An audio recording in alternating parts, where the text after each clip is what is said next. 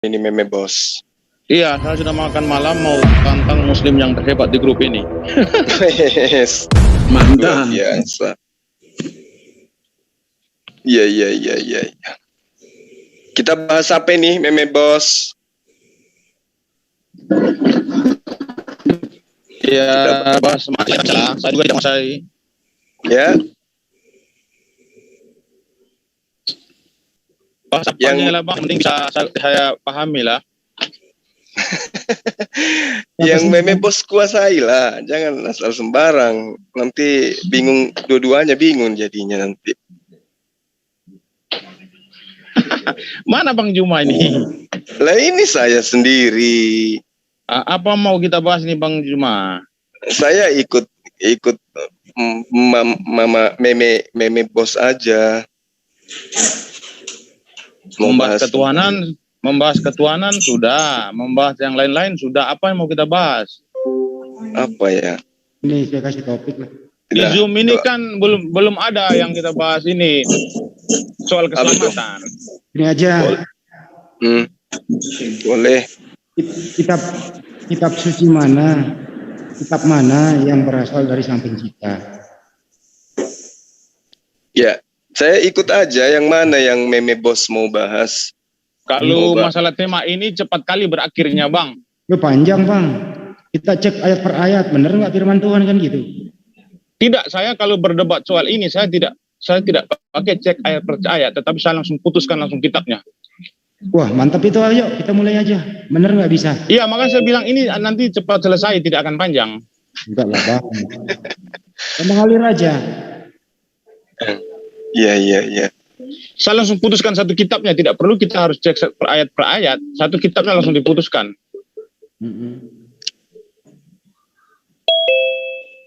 Ya udah itu aja, terserah sih kalau mau. Yang jelas topik itu bagus. Ya, kita ikuti apa maunya tamu kita gitu Bang. Betul. Silakan meme bos mau bahas apa ini? Silakan. Bahas apa ya? Keselamatan aja lah, keselamatan. Oh, keselamatan boleh. Keselamatan. Ya. Ya. Ajaran manakah ya yang mengajarkan keselamatan gitu ya? Gitu ya Pak, jadi sepertinya begitu. Silakan buat thumbnail.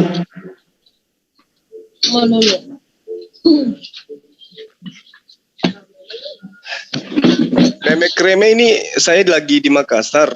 Saudara di mana? Oh, kita tetangga lah. Saya di Maumere. Oh, dekat. Ya, cuman berapa langkah dari rumah. Sama-sama ya. Timur. Iyalah.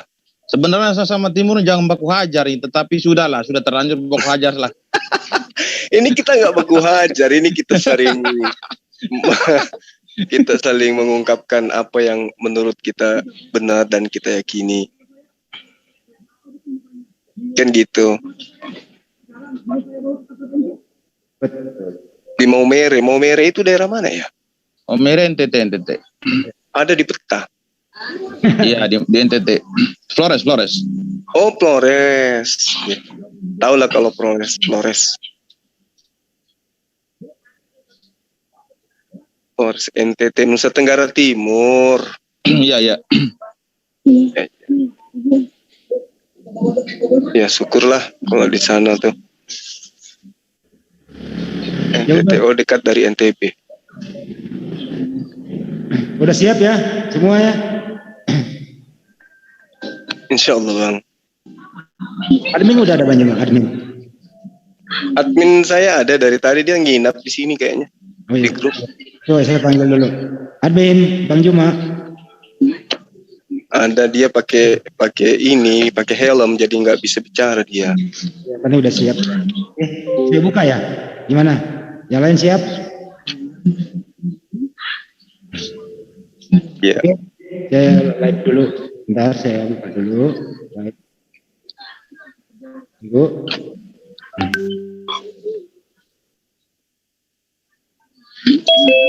Satu, dua, tiga. Assalamualaikum warahmatullahi wabarakatuh. Jumpa kembali. Waalaikumsalam. Ya, jumpa kembali di JCC Zoom kesayangan kita semua, Mujahidin Cakrawala Cemerlang. Pada malam hari ini kita kedatangan tamu dari Flores NTT Maumere yang bernama Meme Bos. Ya, namanya keren juga Meme Bos, tapi jangan disalah artiin ya.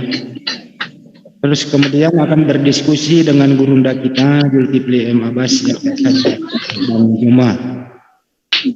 Topik malam hari ini tentang keselamatan sesuai permintaan Meme Bos. Oke. Keselamatan seperti apa? Apakah keselamatan diajarkan di Bible dan seperti keselamatan diajarkan di Al-Quran dan Sunnah? Pembicaranya tentu udah ready, udah ada di room atau ada di Zoom. Teman-teman mohon kiranya kalau ada yang mau live silakan silakan. Untuk pertama kalinya sebagai tamu spesial malam ini, silakan Mas Meme memperkenalkan diri sebelum ke topik. Ini memperkenalkan diri saja atau langsung pembukaan? Ya boleh, langsung memperkenalkan diri pembukaan, nggak apa-apa. Silakan. Iya. Perkenalkan saya Meme Bos ya, debaters dari NTT khususnya Maumere ya.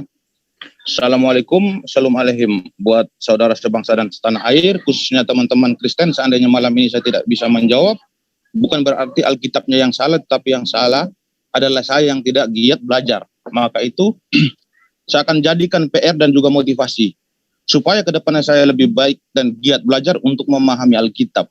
Dan juga terima kasih buat yang ini room nama apa ini ya, Zoom-nya ini? JCC, Mujahidin Cakrawala Cemerlang. Ya, buat JCC Zoom, terima kasih sudah memfasilitasi tempat ya untuk saya dengan saudara saya Zulkifli M. Abbas untuk berdialog ya. Ya, itu saja ya dari saya. Oke, terima kasih Mas Meme dari NTT Maumere ya. Betul ya Bang? Ya benar Bang, benar. Terima kasih.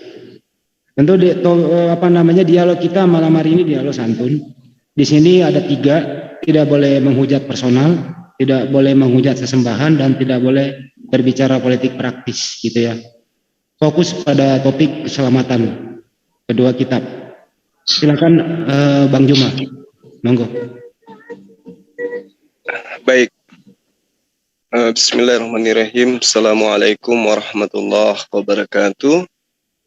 Perkenalkan, nama saya Zulkifli M. Abbas. Teman-teman kadang mengenal saya dengan panggilan Zuma, Bang Zuma. Ya, kalau yang tadi kawan kita itu Meme Bos. Jadi gini, kita berbicara mengenai keselamatan ya. Kalau saya boleh jabarkan bahwa seluruh para nabi yang diutus oleh Allah memang itu mengajarkan keselamatan. Kedatangan para nabi ini mengajarkan keselamatan kepada manusia. Keselamatan yang ditawarkan kemudian oleh para nabi adalah keselamatan absolut. Jadi bukan abu-abu, bukan rekayasa, bukan akal-akalan. Maka karena itulah seluruh utusan Tuhan itu pasti memberikan kunci keselamatan, memberikan cara untuk menemukan keselamatan itu. Di dalam Islam,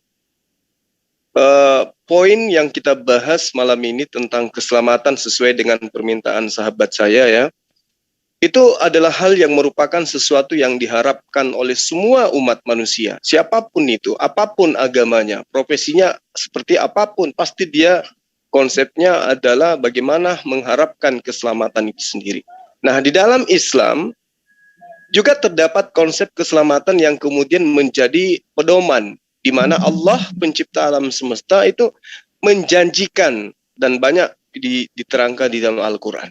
Jadi setiap umat Islam yang taat, nah itu kuncinya di situ. Setiap umat Islam yang taat di sini dalam arti kata mengasihi dirinya, mengasihi Sang Pencipta alam semesta. Jadi umat Islam yang taat kepada Allah itu akan mendapatkan keselamatan baik di dunia maupun di akhirat.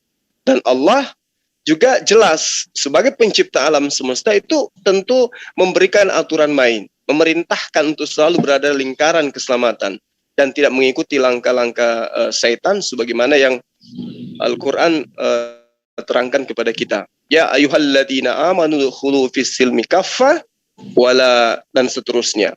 Nah, dalil ini menerangkan bahwa kami kita umat Islam itu memiliki kewajiban, ya, memiliki kewajiban di dalam kehidupan. Nah, Allah akan memberikan keselamatan ketika kita selaku ciptaan itu mengikuti aturan mainnya. Jadi diberikan keselamatan di dunia, di akhirat. Nah, keselamatan di dunia dapat dirasakan apabila umat Islam itu mentaati segala apa yang diperintahkan oleh Allah dan menjauhi larangannya. Kenapa? Karena ajaran dalam Islam itu merupakan ajaran yang lurus, yang berdasar kepada kemaslahatan manusia. Nah, ini yang ingin saya gambarkan kepada sahabat saya. Jadi para nabi, sekali lagi, para nabi itu datang mengajarkan kepada kaumnya tata cara, pola, kemudian metode untuk mendapatkan keselamatan itu. Di Islam jelas, Qul in kuntum tuhibbunallah fattabi'uni yuhibbukumullah wa yaghfir lakum dzunubakum wallahu ghafurur rahim. Kalau mau selamat dalam ajaran agama Islam, maka harus mengikuti Rasulullah Muhammad sallallahu alaihi wasallam. Karena Rasulullah Muhammad SAW itu diperintahkan, Qul, katakanlah wahai Muhammad, jika manusia semuanya itu ingin selamat, in kuntum tuhibbunallah, dan mereka cinta kepada Allah, maka katakan kepada mereka agar mereka ikut kepadamu. Yuhibbukumullah, maka aku Allah akan mencintai mereka. Wa yaghfir lakum, dan akan mengampuni dosa-dosa mereka. Nah, lalu kemudian dikatakan wallahu ghafurur rahim. Allah itu Maha Pengampun lagi Maha Penyayang. Jadi intinya di sini bahwa keselamatan di dalam ajaran agama Islam itu kudu wajib mengikuti Rasulullah Muhammad sallallahu alaihi wasallam, baik hukum terkait hubungan kepada Allah maupun terkait hubungan kepada sesama manusia. Hablum minallah wa hablum minan nas. Demikian sementara. Terima kasih Bang Juma, semoga dipahami ya. Mas Meme Bos dari NTT yang disampaikan oleh Bang Juma. Anda boleh mengulangi kembali seperti apa sih keselamatan di keyakinan Anda? Nanti ada sangkaan berikutnya. Silakan Mas Meme Bos. Iya. Menurut pemahaman Kristen bahwa keselamatan itu ketika Yesus diutus ke dunia untuk mengajari tentang keselamatan atau membawa kabar baik dari surga, memberitakan Injil, kabar keselamatan itu, mengikuti kehendak Bapa. Mengikuti kehendak Bapa yang sudah diajarkan Yesus kepada murid-muridnya. Maka siapapun mengikuti ajaran Yesus, maka dia akan diselamatkan. Karena Yesus sudah berkata bahwa aku akan pergi ke rumah Bapakku dan akan menyediakan tempat bagimu. Dan jika aku kembali, aku akan membawa kamu ke tempat supaya di mana aku berada, di situ kamu berada. Yesus sangat menjanjikan keselamatan kepada orang yang mengikuti ajaran-ajaran Yesus. Tetapi bagi agama yang lain, belum saya pahami keselamatan apa yang dijanjikan agama-agama yang lain. Tetapi Yesus di sini sangat menjanjikan, sangat luar biasa. Silakan. Oke, makasih Mas Meme Bos. Bisa ditanggapi Bang Juma, silakan. Baik. Jadi seperti yang saya gambarkan tadi, bahwa seluruh para nabi itu diutus kepada kaumnya untuk kemudian bagaimana bisa menemukan keselamatan itu. Nah, di Islam seperti yang saya gambarkan tadi, bahwa keselamatan itu bisa didapatkan ketika di dalam kehidupan kita itu ditopang atau dibangun atas 5 dasar yang kemudian Islam menyebutnya dengan rukun. Beriman, percaya pada Allah, pada malaikatnya, dan seterusnya. Ini adalah pondasi yang harus dimiliki oleh orang Islam ketika mereka itu ingin mendapatkan keselamatan. Karena keselamatan itu hanya milik Allah. Untuk mendapatkan keselamatan itu, maka Allah kemudian mengutus para utusannya untuk mengajarkan seperti apa kemudian manusia itu bisa selamat. Kalau di dalam pengajaran para nabi, ya, termasuk kepada ajaran Abraham, Musa, dan juga Yesus, ini adalah 3 poin yang perlu kita kaji ya, termasuk Rasulullah Muhammad SAW. Itu poinnya jelas.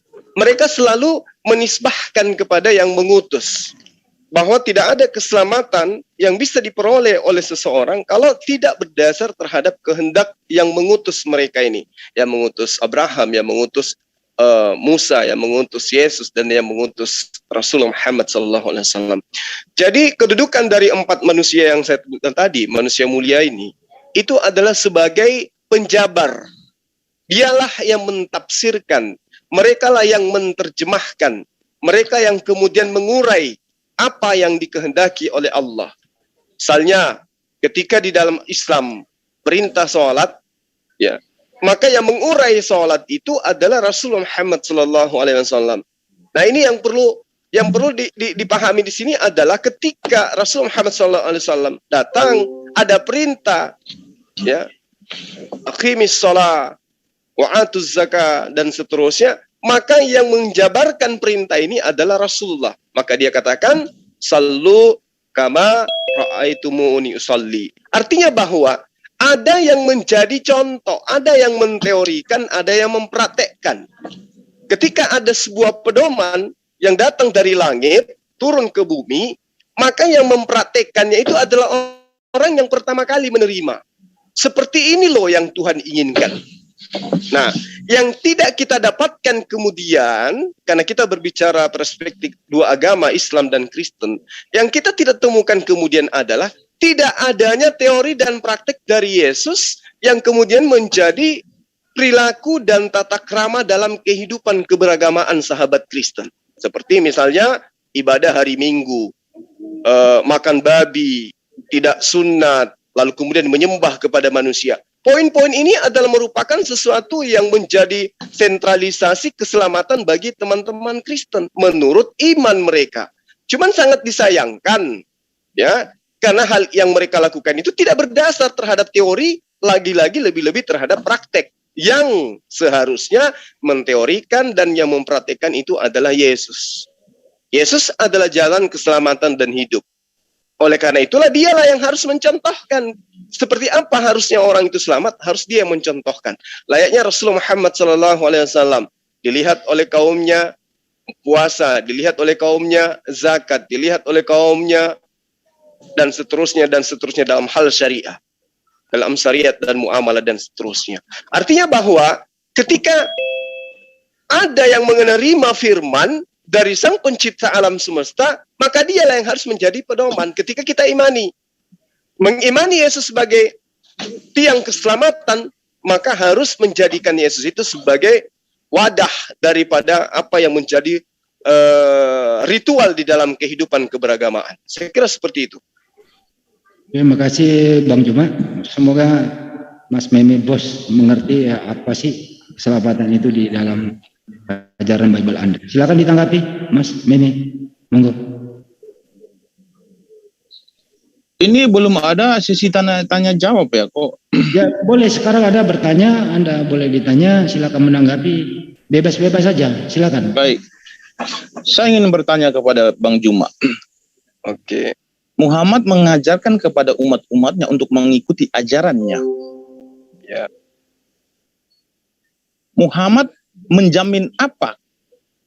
Apa yang dijamin Muhammad kepada umat-umatnya ini ketika orang mengikuti ajaran Muhammad? Keselamatan apa yang dijamin Muhammad kepada orang yang mengikuti ajarannya? Jikalau kami di Kristen sudah pasti Yesus sangat menjamin. Tetapi di Islam saya tidak tahu apakah Muhammad menjamin keselamatan kepada orang-orang yang mengikuti ajarannya. Silakan dijawab. Baik. Ini pertanyaan yang sangat baik ya. Ketika kita berbicara mengenai Rasulullah Muhammad SAW, ini saya harus urai dulu bahwa apa yang berdasar terhadap penyampaian Rasulullah yang sifatnya bersumber dari dirinya itu disebut sabda. Itu disebut sabda. Jadi tidak disebut sebagai firman. Nah, Rasulullah Muhammad SAW itu banyak dia menjamin para pengikutnya. Jaminlah aku, kata Rasulullah, jaminlah aku dengan 6 perkara, dan aku akan menjamin kalian dengan surga. Saya ulang, jaminlah aku dengan 6 perkara, wahai umatku, dan aku akan menjamin kamu dengan surga. Pertama, jujurlah, jangan berdusta jika kalian berbicara. Kedua, tepatilah jika kalian berjanji. Tunaikanlah jika kalian dipercaya, jangan berkhianat. Keempat, peliharalah kemaluan kalian. Ya, tahanlah pandangan kalian dan tahanlah kedua tangan kalian. Ini yang kemudian menjadi kunci jaminan dari Rasulullah.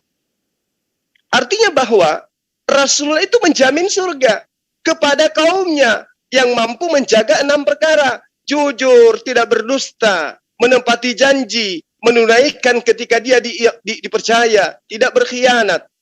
Ya, lalu kemudian memelihara daripada kemaluan. Artinya tidak berzina. Lalu kemudian tahan pandangan terhadap hal-hal yang bisa membangkitkan syahwat. Kemudian tahan kedua tangan. Artinya bahwa tangan tidak boleh mengambil sesuatu yang bukan haknya. Maka Rasulullah Muhammad SAW menerangkan dengan mulutnya sendiri, aku jamin kalian surga.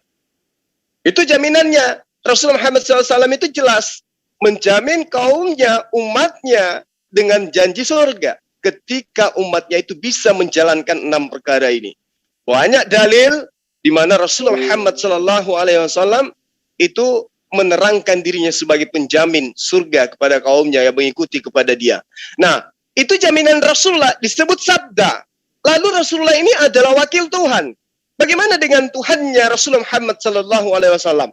Adakah dia menjamin kepada orang-orang yang menjadi kaumnya Rasulullah Muhammad SAW? Ada. Di mana diterangkan itu? Yang saya katakan tadi. Kul in kuntum. Kata kul itu adalah perintah, amar dari Allah melalui malaikat Jibril kepada Rasulullah Muhammad SAW. Kul, katakan ya wahai Muhammad kepada seluruh manusia. In kuntum tuhibbun Allah. Jika kalian mencintai Allah, jika kalian mencintai Tuhannya Isa, Abraham, Yakub dan seterusnya, maka kata Allah, fattabi'uni, maka mereka kudu wajib ikut samamu, yuhibbukumullah wa yaghfir lakum dzunubakum wallahu ghafurur rahim. Jadi dari Sang Pencipta alam semesta jaminannya ada. Kalau ikut kepada Rasulullah Muhammad SAW, maka Allah akan mencintai orang tersebut, Allah akan menyayangi orang tersebut, Allah akan melindungi orang tersebut, Allah akan mengampuni dosa-dosa orang tersebut. Lalu kemudian ketika perintah ini dijalankan, ikut kepada Rasulullah, Sang Rasul pun menjaminnya dengan sempurna. Apa itu? Aku jamin kalian surga jika kalian menjaminku untuk 6 perkara dari kalian. Apa itu? Benar dalam berbicara, menepati janji kepada Allah seperti apa yang disyariatkan di dalam Al-Quranul Karim. Tunaikan amanah, tutup aurat dan jaga kemaluan. Tahan matamu dari yang haram. Jaga tangan seperti memukul atau apa dan seterusnya. Seperti mengambil hak orang lain dan seterusnya. Ini jaminannya apa? Keselamatan. Jadi sebab akibat satu poin yang sangat positif, dua-duanya positif, begitu ketemu, maka jannatun na'im. Maka jannah adalah jaminannya. Surga adalah jaminannya. Itu jawaban saya. Nah sekarang ketika umat Islam melakukan sholat, ternyata itu dicontohkan oleh Sang Penjamin. Ketika umat Islam itu berpuasa, ternyata sudah dicontohkan oleh penjamin. Ketika umat Muslim itu berhaji, ternyata sudah dicontohkan oleh penjamin. Ketika umat Islam itu melakukan infak, sedekah, beramal baik, dan seterusnya, ternyata sudah dicontohkan oleh penjamin. Sekarang saya ingin bertanya balik kepada Meme Bos. Adakah jaminan keselamatan dari Yesus bagi orang-orang yang menuhankan dirinya? Silakan. Saya butuh dalil, layaknya saya menyajikan dalil dari Allah dan juga sabda dari Rasul Muhammad sallallahu alaihi wasallam. Iya. Silakan. Iya. Saya akan jawab pertanyaan, tetapi Bang Jul harus tampilkan dulu tentang jaminan-jaminan yang diberikan Muhammad atau Allah Subhanahu wa taala. Supaya di sini kita bisa memahami apa benar Muhammad menjamin keselamatan ataupun Allah Subhanahu wa taala. Tolong ditampilkan dulu ayatnya yang diucapkan Bang Jul tadi. Tunggu. Saya minta tolong sama Bang Handi, bisa nggak ditampilkan Ali Imran ayat 31? Bisa. Mas Roni, admin. Silakan. Tunggu sebentar.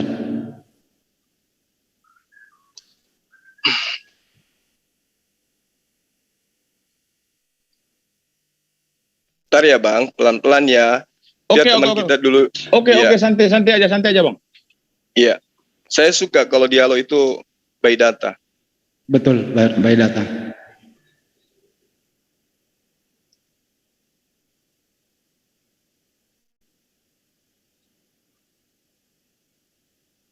Ini dimaksud Bang Juma? Yang saya Bang? Yang saya screen siapa nih? Ali Imran berapa tadi Mas Juma? Ali Imran ayat 31 Bang. Ali Imran 31. Gini dia. Iya. Enggak lengkap kayaknya nih. Ya mulai dari atas dulu. Ya.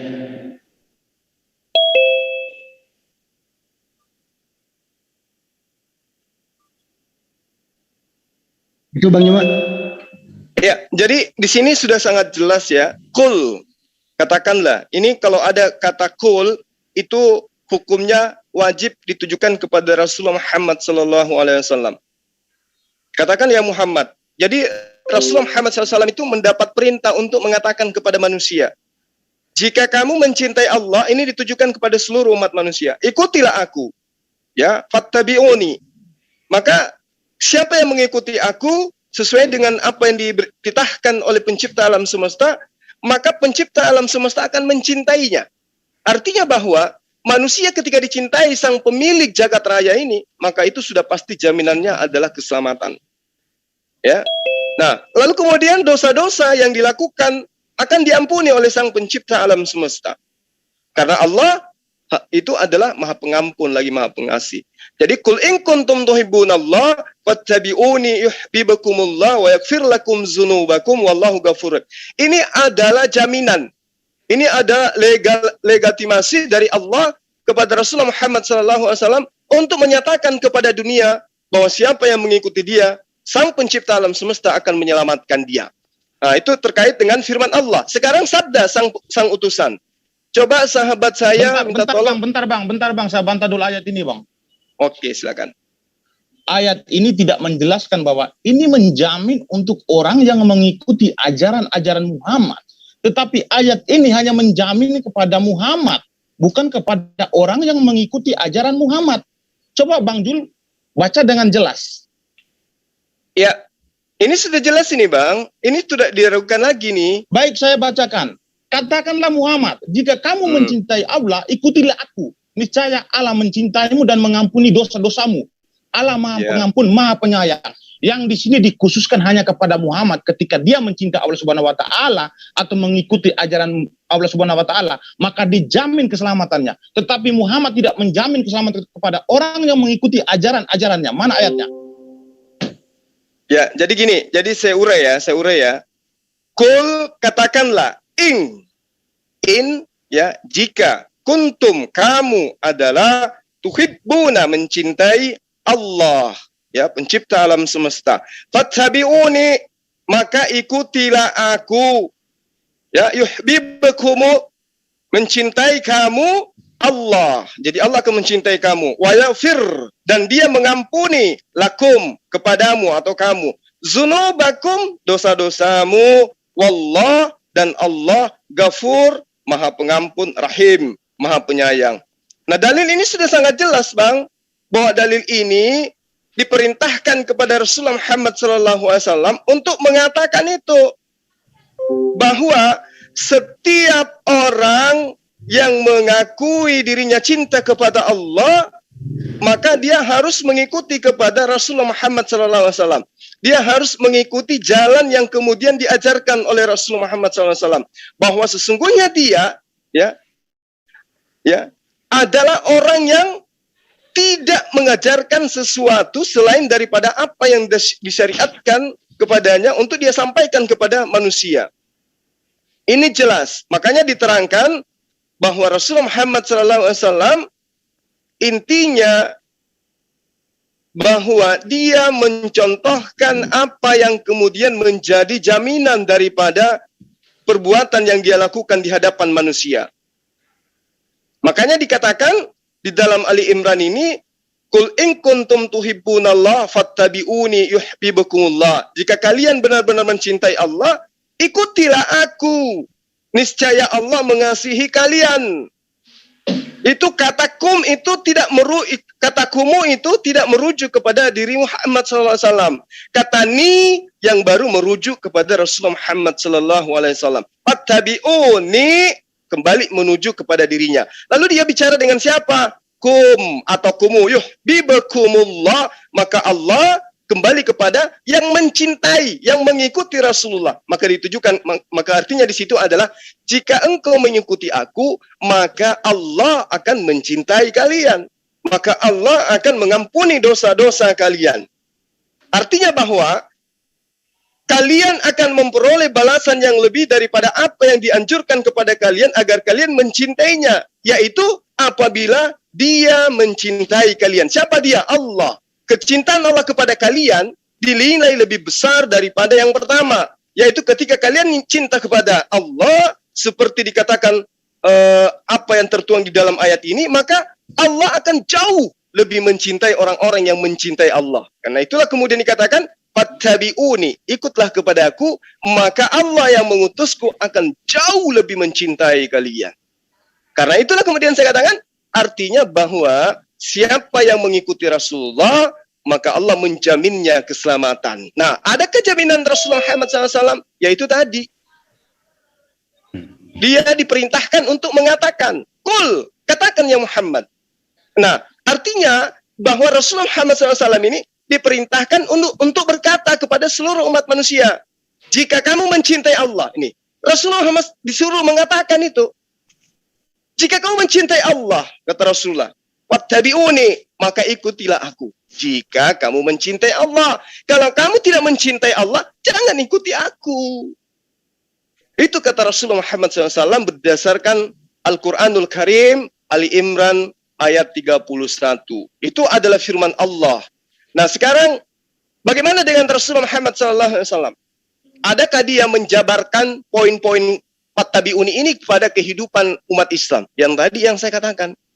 Yang pertama, menepati janji dan seterusnya. Itu poin. Aku menjamin kalian surga, tapi ada syaratnya. Kalian juga menjamin aku 6 perkara. Yang pertama yang tadi, benar dalam berbicara. Jangan berdusta. Jangan akal-akalan. Kalau semua ini, ke-6 ini, dijaga olehmu, kata Rasulullah, maka aku akan menjamin kalian surga. Nah, kalau kita mau lebih dalilnya sampai ke sanad-sanadnya bisa. Kita bisa menjabarkan itu bisa. Bagaimana kemudian hadits ini sanadnya seperti apa, perawihnya kayak mana, matannya kayak mana, itu jelas bisa. Telah bercerita kepada kami Yakub, telah bercerita kepada kami ayahku dari Abdullah bin Ja'far, dari Abdul Wahid bin Abu Aun, dari neneknya dari Ibnu Abi Hadrat al-Islami dan seterusnya, sampai kepada Rasulullah Muhammad sallallahu alaihi wasallam. Jadi runtutan daripada penyampaian sabda Rasulullah didengarkan oleh sahabat. Sahabat menyampaikan kepada tabi'in, tabi'in menyampaikan kepada tabi'in, tabi'in menyampaikan kepada murid sampai kepada perawi. Nyambung sampai kepada Rasulullah Muhammad sallallahu alaihi wasallam. Jadi lepas dari lisan Rasulullah sampai ke kuping para sahabat, sampai kepada kuping tabi'in, sampai kepada tabi'in, sampai kepada perawi, itu sahih bahwa Rasulullah menjamin umatnya, bukan umatnya, menjamin siapapun yang mengikuti instruksi daripada Allah melalui perantaraan beliau, maka dia dijamin surga. Saya kira sangat jelas ya apa yang kemudian menjadi jaminan Allah, Rasulullah kepada umat Islam. Nah sekarang kembali kepada pertanyaan saya. Kalau masih kurang nanti saya sempurnakan. Sekarang sahabat saya dulu. Jaminan keselamatan Yesus kepada orang-orang yang menyembah Dia. Ya, yang menuhankan Dia. Yang menganggap Dia adalah inkarnasi dari Sang Pencipta alam semesta. Silakan. Iya, ini pertanyaan yang sangat bagus ya, tetapi masukan dari saya bahwa ketika kita berdialog, harapan saya jangan terlalu panjang ya, karena saya terlalu lama menunggunya. Nggak sabaran, udah gatal mulut saya. Silakan. Boleh Panjang ya. Lebar, boleh. Silakan. Jangan terlalu panjang ya. Baik. Baik. Ya, pertanyaan ini sangat bagus ya. Jaminan apa ketika orang menyembah kepada kemanusiaan Yesus? Di sini saya tegaskan bahwa jikalau ada orang menyembah kemanusiaan Yesus dijadikan Tuhan, maka tidak ada jaminan keselamatan. Tetapi jikalau orang menyembah Tuhan yang diam di dalam kemanusiaan Yesus, maka itu dijamin keselamatannya. Apakah benar ada Tuhan diam di dalam kemanusiaan Yesus? Ya, benar. Yohanes 14 ayat 10, tidak percayakah engkau bahwa aku di dalam Bapa dan Bapa di dalam aku? Apa yang kukatakan kepadamu tidak aku katakan dari diriku sendiri. Tetapi Bapa yang diam di dalam aku, dia yang melakukan pekerjaannya. Yang melakukan pekerjaan itu adalah Bapa yang diam di dalam kemanusiaan Yesus. Dia yang melakukan pekerjaan. Pekerjaan apa yang Bapa lakukan? Menghidupkan orang mati. Memvonis orang masuk surga. Satu orang pun manusia di dunia tidak akan bisa melakukan seperti Yesus lakukan. Menghidupkan orang mati dan memvonis orang masuk surga. Tiga agama samawi, Yahudi, Kristen maupun Islam, mempercayai bahwa yang berhak memvonis seorang masuk surga atau neraka adalah Tuhan itu sendiri. Tetapi di sini Yesus bisa memvonis orang masuk surga dan bisa menghapus dosa orang. Itu hanyalah pekerjaan Tuhan. Jadi jika ada orang yang menyembah kemanusiaan Yesus dijadikan Tuhan, maka saya katakan itu adalah orang yang kafir. Tetapi kami sebagai orang Kristen, kami tidak menyembah kemanusiaan Yesus kami jadikan Tuhan, tetapi yang kami sembah adalah keilahian yang tersembunyi di dalam kemanusiaan Yesus. Itulah yang kami jadikan Tuhan. Jaminan apa saja ketika kami menyembah kepada keilahian yang tersembunyi dalam kemanusiaan Yesus? Banyak. Yesus sudah berkata, Yohanes 5:24, aku berkata kepadamu, sesungguhnya barang siapa mendengar perkataanku dan percaya kepada dia yang mengutus aku, ia mempunyai hidup yang kekal dan tidak turut dihukum. Sebab ia sudah pindah dari dalam maut ke dalam hidup. Luar biasa Yesus mengajarkan ini. Menjamin, Pak. Yohanes 10:27. Domba-dombaku mendengar suaraku dan aku mengenal mereka dan mereka mengikuti aku. Dan aku memberikan hidup yang kekal kepada mereka dan mereka pasti tidak akan binasa sampai selama-lamanya. Dan seorang pun tidak akan merebut mereka dari tanganku. Sangat luar biasa. Satu pun orang pun tidak akan bisa merebut. Itulah ajaran Yesus yang sangat luar biasa, sangat menjamin. Kenapa Yesus ini sangat menjamin? Iya.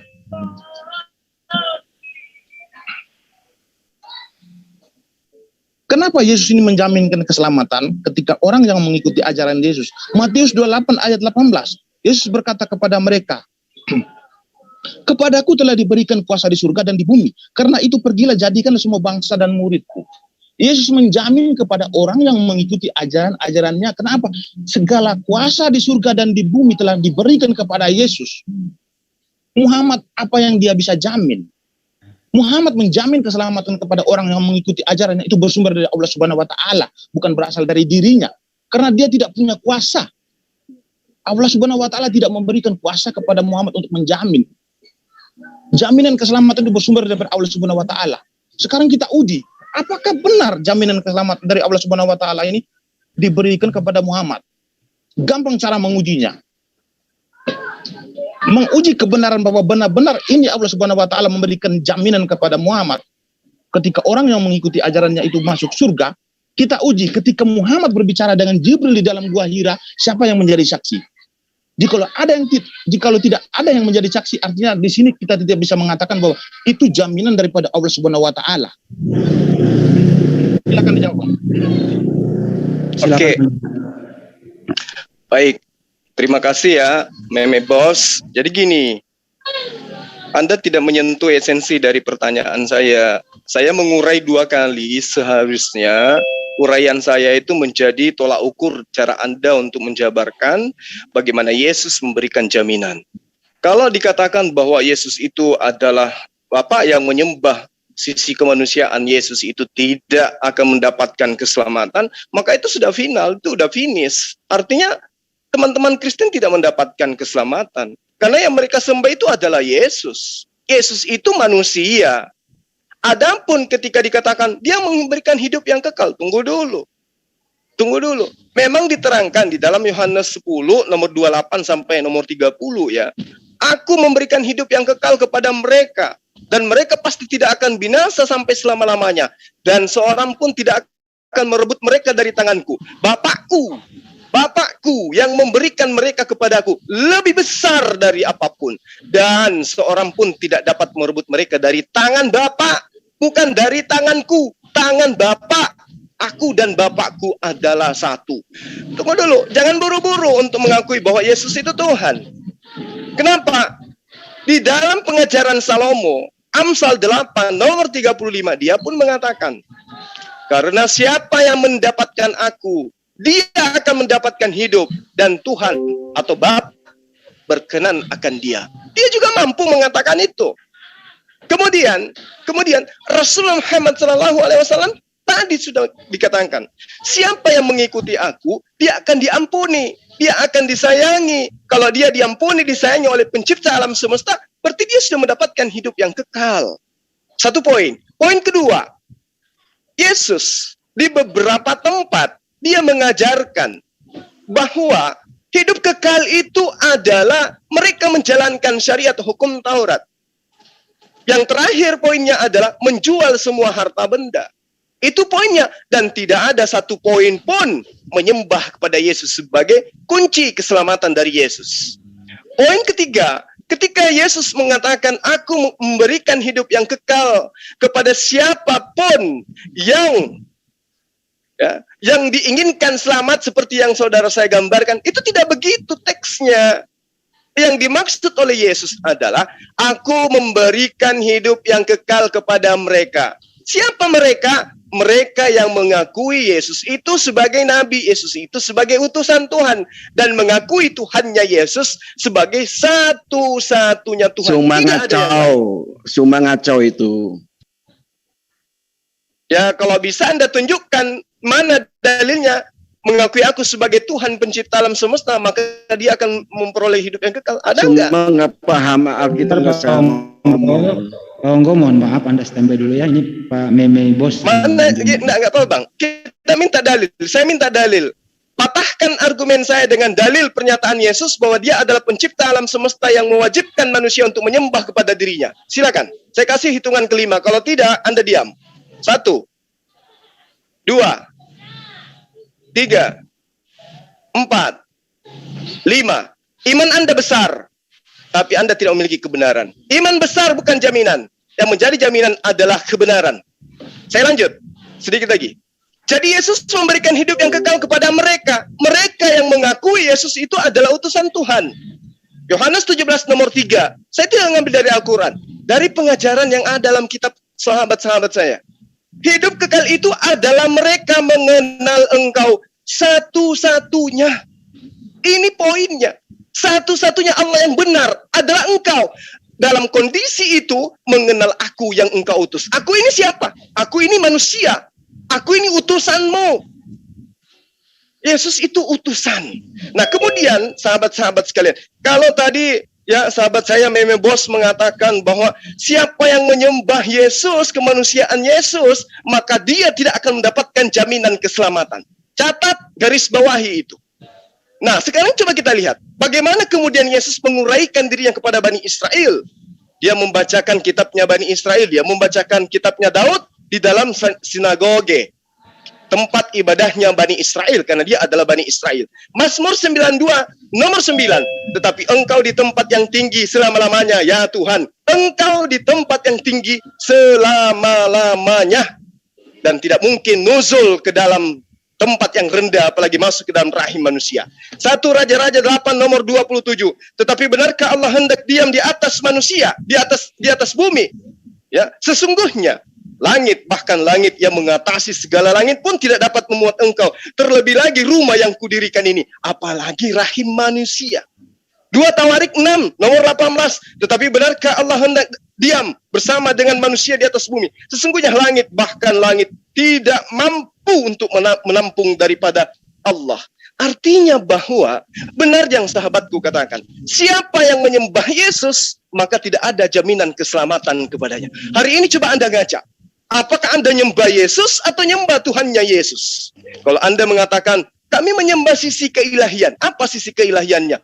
Oh, dia menjamin keselamatan. Oh, dia bisa menghidupkan orang mati. Oh, dia bisa begini dan begini. Tapi Anda lupa. Di dalam kitab Anda, Yesus mengaku dengan valid, Yohanes 17 nomor 7. Mereka, siapa mereka ini? Bani Israel. Mereka yang mengikuti, yang mengakui, yang mengimani Yesus hanya utusan Tuhan. Sekarang mereka tahu bahwa apa yang ada pada diriku, semua itu berasal daripadamu yang telah mengutus aku. Jadi mujizat yang menjadikan Anda menuhankan Yesus, menghidupkan orang mati dan seterusnya, itu semua ternyata datang dari Tuhannya. Jadi Yesus itu manusia. Jadi kalau Anda paksakan dia punya sisi keilahian, maka Anda sembah, Anda di situ, KO-nya di sana. Artinya bahwa mau Anda mengatakan, kami tidak menyembah Yesus, yang kami sembah adalah sisi keilahiannya, tetap aja Anda menyembah Yesus, karena Yesus itu adalah manusia seutuhnya yang juga menyembah kepada Allah. Jadi hari ini, kita bisa melihat bagaimana Anda tidak bisa menunjukkan dalil keselamatan dari Yesus kepada penyembah-penyembah kepada Yesus. Silakan. Pertanyaan apa itu, Bang?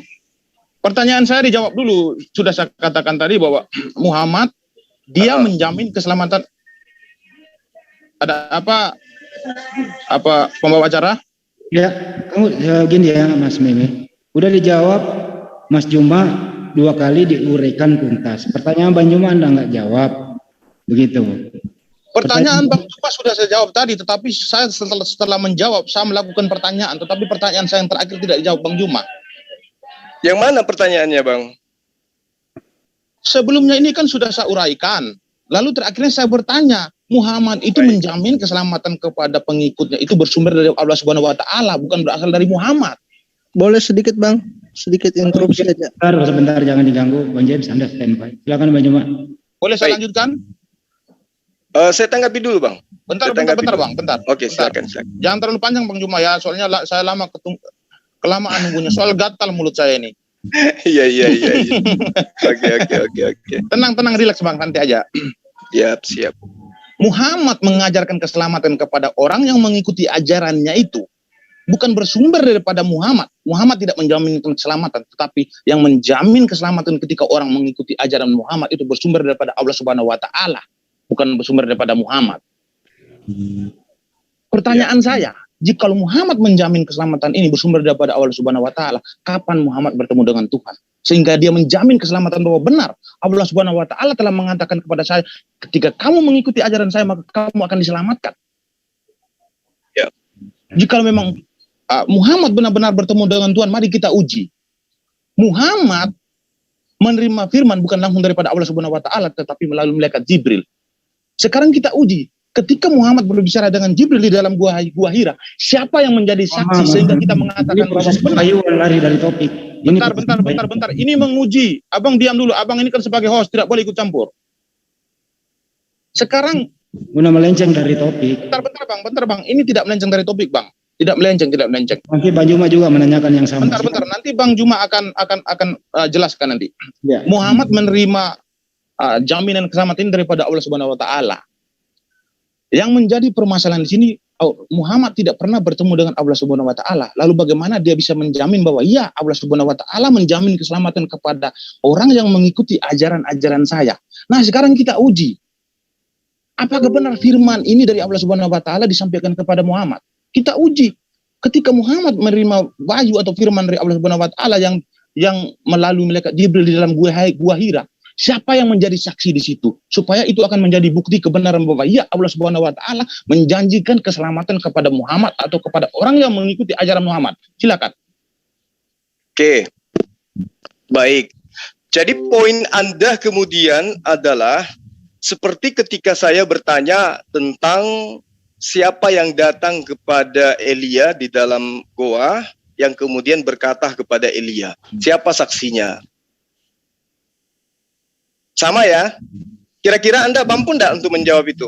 Di dalam satu Raja-Raja 19 nomor 9. Kalau itu gampang sekali untuk saya jawab Bang, tetapi Abang jawab dulu ini benar atau tidak jaminan keselamatan ini berasal dari Anda bisa jamin saya bisa menunjukkan saksi nantinya? Nanti saya akan uraikan, nanti saya akan jelaskan, tetapi Abang jelaskan dulu bahwa benar-benar ini firman dari Allah Subhanahu wa taala, betul-betul clear dari Allah Subhanahu wa taala. Silakan jelaskan.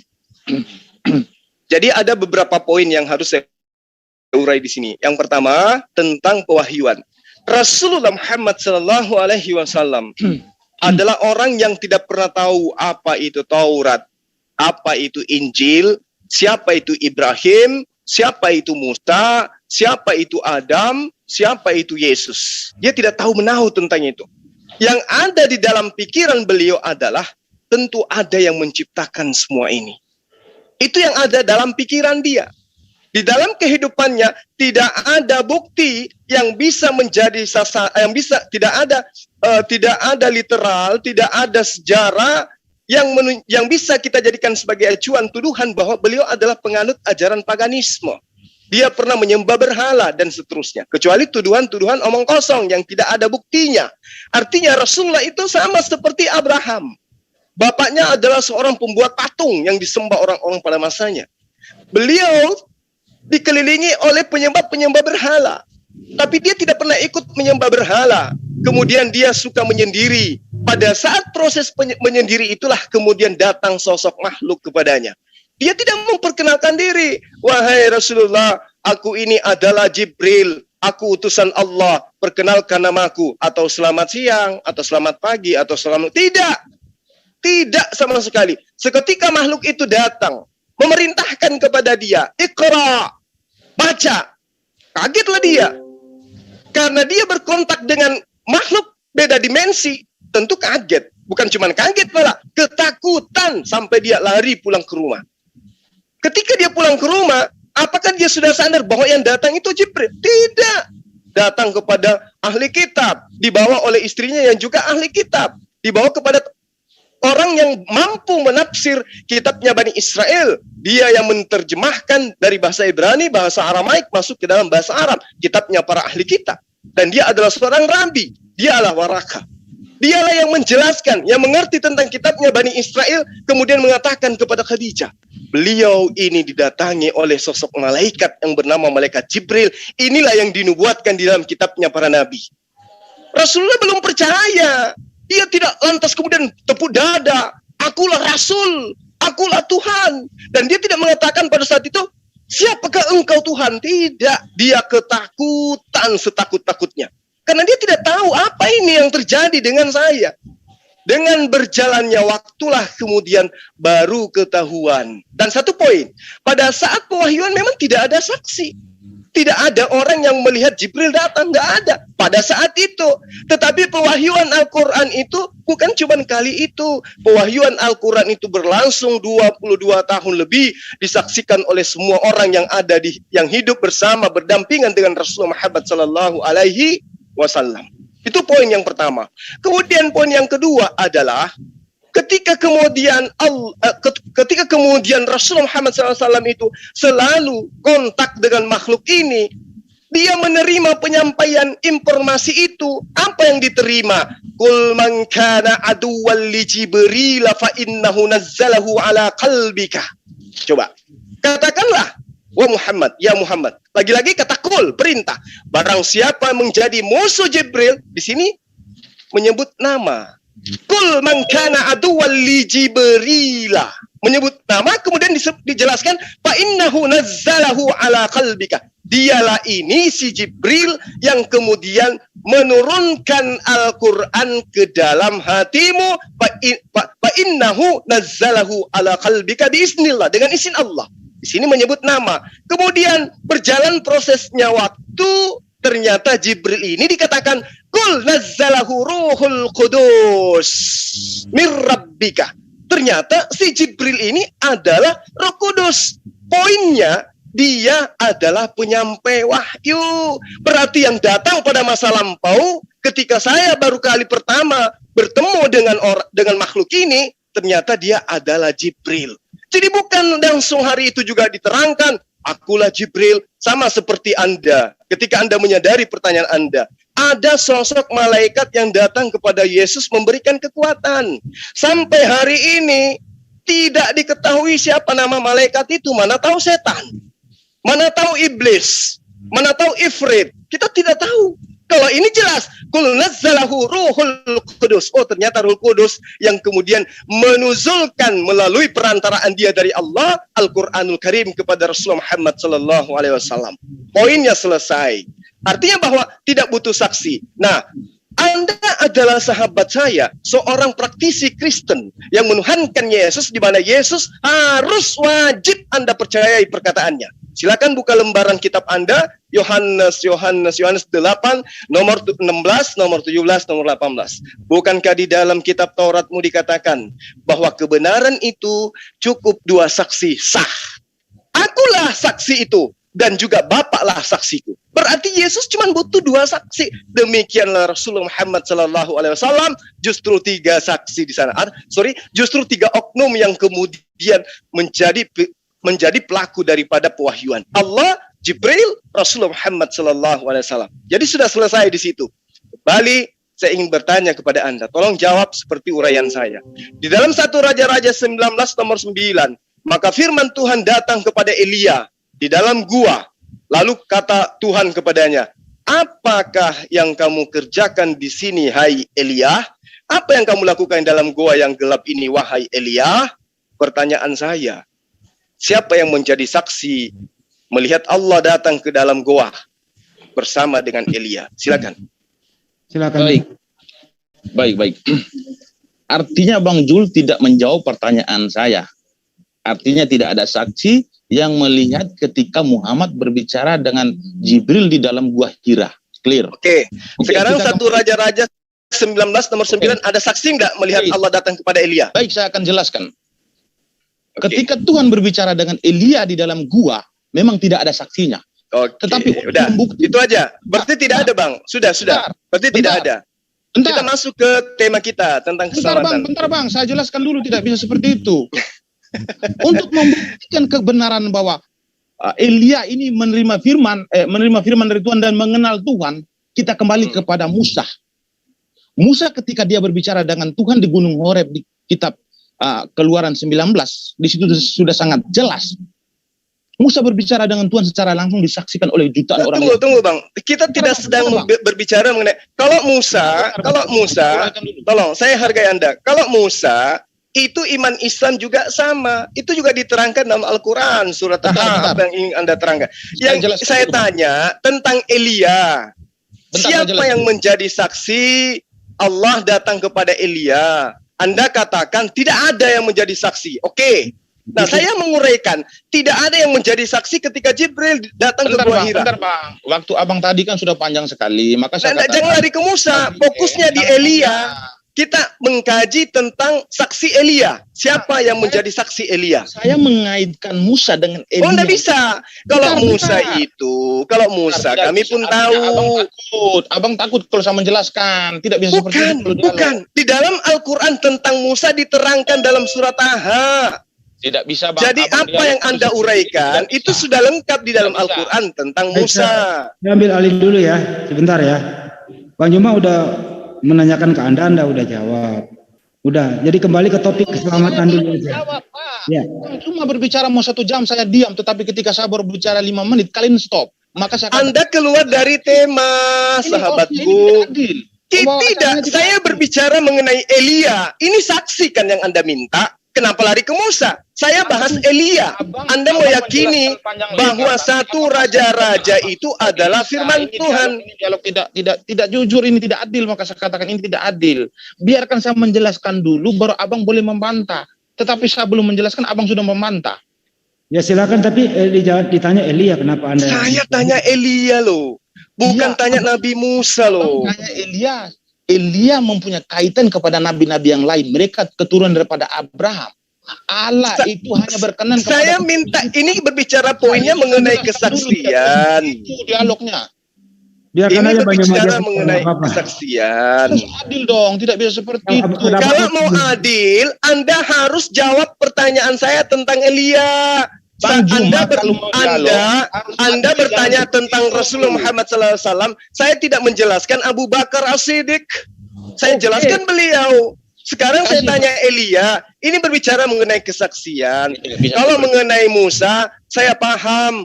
Waktu saya menjelaskan, ketika saya salah menjelaskan, abang boleh membantah. Nah ini sudah salah, sahabatku. Saya tanya tentang Elia yang didatangi oleh sosok yang berkata kepadanya, yang kemudian katanya itu adalah Allah. Abang menguasai panggung, tetapi ketika orang berbicara, abang langsung motong. Artinya abang takut. Bukan masalah. Ya udahlah, kalau begitu ini masalah bukan. Saya ikuti aja biar saya juga ikut bodoh seperti Anda. Silakan. Ini bukan, saya biar jadi bodoh juga ya. Inilah saya katakan, berdialog dengan orang Kristen, logika kita, akal sehat kita harus dimatikan dulu baru bisa. Abang berbicara panjang lebar, saya berbicara berdasarkan pertanyaanmu. Saya juga berbicara sesuai dengan aturan. Aturannya tentang Elia. Ini berbicara mengenai saksi. Saya akan jelaskan. Makanya abang sabar, tidak bisa seperti itu. Silakan sahabatku yang ganteng. Sebaiknya jangan dijawab kalau nggak ditanya. Itu aja sih supaya nggak buang-buang waktu gitu loh. Elia memang ketika dia bertemu dengan Tuhan atau berbicara dengan Tuhan di dalam gua, satu pun memang tidak ada saksi. Tetapi udah selesai. Bentar, tidak bisa kalau ini dialog apa sebenarnya? Kan tidak ada saksi kan? Tidak ada saksi kan? Abang tadi menjelaskan panjang lebar, saya diam. Abang ya udah, jelaskan bagaimana prosesnya sampai bisa diketahui bahwa yang datang kepada Elia itu adalah Tuhan, pencipta semesta, bukan setan. Silakan. Abang ketakutan atau gimana ini? Bukan sayang, bukan. Saya minta Anda menjelaskan. Saya di dalam pengabaran tentang Jibril ke Gua Hira tidak ada saksi. Tapi saya urai bagaimana Rasulullah sampai ke Khadijah, sampai kepada Waraka, sampai dia menerima wahyu dari Jibril 22 tahun. Saya urai sehingga kesimpulannya kemudian yang datang itu adalah Jibril. Ya toh? Nah, kemudian saya minta untuk Elia di 1 Raja-Raja 19 nomor 9 tidak ada saksi, tapi tolong Anda urai juga Elia lari kemana, sampai kepada siapa, dan menerangkan, dan kemudian ada oknum yang menerangkan bahwa yang datang kepadamu Elia itu adalah Tuhan pencipta alam semesta yang berkata di dalam gua itu. Coba Anda urai seperti saya mengurai itu. Bateriku udah mau habis ini Bang. Abang kasih waktu untuk saya jelaskan dulu nanti. Silakan. Tentang Elia, silakan. Jangan dipotong ya. Silakan uraikan tentang Elia, silakan. Baik. Elia memang ketika dia berbicara dengan Tuhan di dalam gua, satu pun tidak ada yang menjadi saksi. Tetapi untuk membuktikan kebenaran bahwa Tuhan itu ada berbicara dengan nabi-nabinya, ketika di Gunung Horeb, di kitab Keluaran 19, di situ Musa berbicara dengan Tuhan, disaksikan oleh jutaan orang Yahudi. Jadi ketika ada nabi-nabi daripada keturunan Israel ataupun orang Yahudi, ada yang berbicara dengan Tuhan tidak disaksikan oleh orang-orang, maka saya katakan itu benar. Karena Allah berkenan kepada keturunan daripada Yitzhak. Daripada keturunan Yitzhak inilah akan diturunkan nabi-nabi. Untuk membuktikan bahwa itu adalah firman Tuhan dan kebenaran. Iya, Musa pernah bertemu dengan Tuhan. Setelah Musa berbicara dengan Tuhan, keturunan ke bawahnya itu sudah menjadi benar. Itu sudah menjadi satu bukti bahwa benar. Lalu Muhammad, dia berbicara dengan Jibril di dalam Gua Hira. Siapa yang menjadi saksi? Sedangkan dia tidak ada kaitan dengan keturunan daripada bangsa Yahudi. Lalu bagaimana bisa kita katakan bahwa iya benar, dia berbicara dengan Jibril? Silakan. Saya ambil alih dulu ya. Keduanya nggak ada saksi mata ya. Pertanyaan Banyuma nggak menanyakan Nabi Musa, Anda jawab. Kembali aja ke topik tentang keselamatan. Silakan Banyuma. Ya, jadi tadi saya sudah menguraikan bahwa tidak ada jaminan Yesus kepada Kristen tentang keselamatan. Yang ada jaminan Yesus itu kepada pengikutnya yang mengikuti dia sebagai nabi, sebagai rasul bagi Bani Israel, dan menyembah kepada Allah yang tidak pernah nuzul menjadi apapun. Jadi keselamatan yang diberikan oleh Yesus itu alhamdulillah berlaku juga kepada umat Islam. Kenapa? Karena umat Islam mengakui Tuhannya Yesus adalah satu-satunya Allah yang benar dan mengakui Yesus itu adalah utusan Allah. Berarti Islam jaminan keselamatannya dapat dari Yesus, dapat juga dari Rasul Muhammad SAW. Dan Anda tidak mendapatkan jaminan keselamatan dari Yesus sampai hari ini. Kalau Anda bisa buktikan keselamatan dari Yesus untuk penyembahnya, silakan buktikan dengan data. Saya sudah katakan tadi, Bang Jul bertanya, apakah jaminan keselamatan ketika orang menyembah kepada kemanusiaan Yesusnya? Sudah saya katakan tadi, orang Kristen menyembah Yesus itu bukan berdasarkan dari manusianya, tetapi keilahian yang tersembunyi di dalam kemanusiaan Yesus.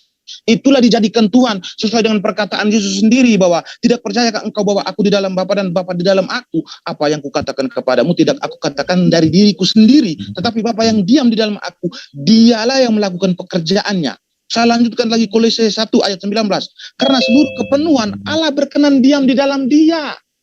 Allah berkenan diam di dalam dia ini siapa? Dalam kemanusiaan Yesus untuk melakukan pekerjaan. Pekerjaan apa yang dilakukan Allah? Sudah saya katakan tadi, untuk menyelamatkan orang dari dosa. Media manusia Yesus digunakan Ketika di zaman Musa, media api, malaikat ataupun awan itu Tuhan gunakan untuk berkomunikasi dengan Musa supaya komunikasi terarah. Tetapi setelah Tuhan berbicara dengan Musa di Gunung Horeb, Tuhan mengambil media api, lalu Musa berkata, aku tidak mau lagi bertemu dengan Tuhan, hampir binasa aku dibuatnya. Kalau Musa sudah tidak mau lagi berbicara dengan Tuhan, lalu jalan bagaimana Tuhan untuk berkomunikasi dengan ciptaannya? Jalan satu-satunya dia harus mengambil media manusia untuk dijadikan supaya dia berbicara dengan ciptaan secara intens. Yohanes 1:14, firman itu telah menjadi manusia dan diam di antara kita supaya kita melihat kemuliaan. Yang dimaksud melihat ada kebesaran Yesus. Apa bukti kebesaran? Ya, dia melakukan mujizat-mujizat yang hanya bisa dilakukan oleh Tuhan. Silakan. Oke, jadi Tuhan yang menurut Anda mengutus Musa itu sudah menjadi manusia. Ulangi lagi pertanyaan, kurang begitu tepat. Berarti Tuhan yang berfirman kepada Musa sudah menjadi manusia, kan? Tuhan ketika berbicara dengan Musa, dia mengambil media api ataupun awan ataupun malaikat untuk berkomunikasi dengan Musa. Apa fungsi daripada media-media tersebut? Supaya komunikasinya dengan Musa terarah. Tetapi di zaman Yesus, firman atau Tuhan itu tidak lagi mengambil media api, malaikat ataupun awan, tetapi dia mengambil media manusia supaya berkomunikasi dengan manusia secara intens. Oke. Anda penganut Trinitas? Apa? Anda penganut Trinitas? Jangan keluar dari topik. Jangan keluar dari topik. Saya tanya dulu, Bang. Tadi kan Yesus itu kan manusia sebagai media. Kemudian api juga media.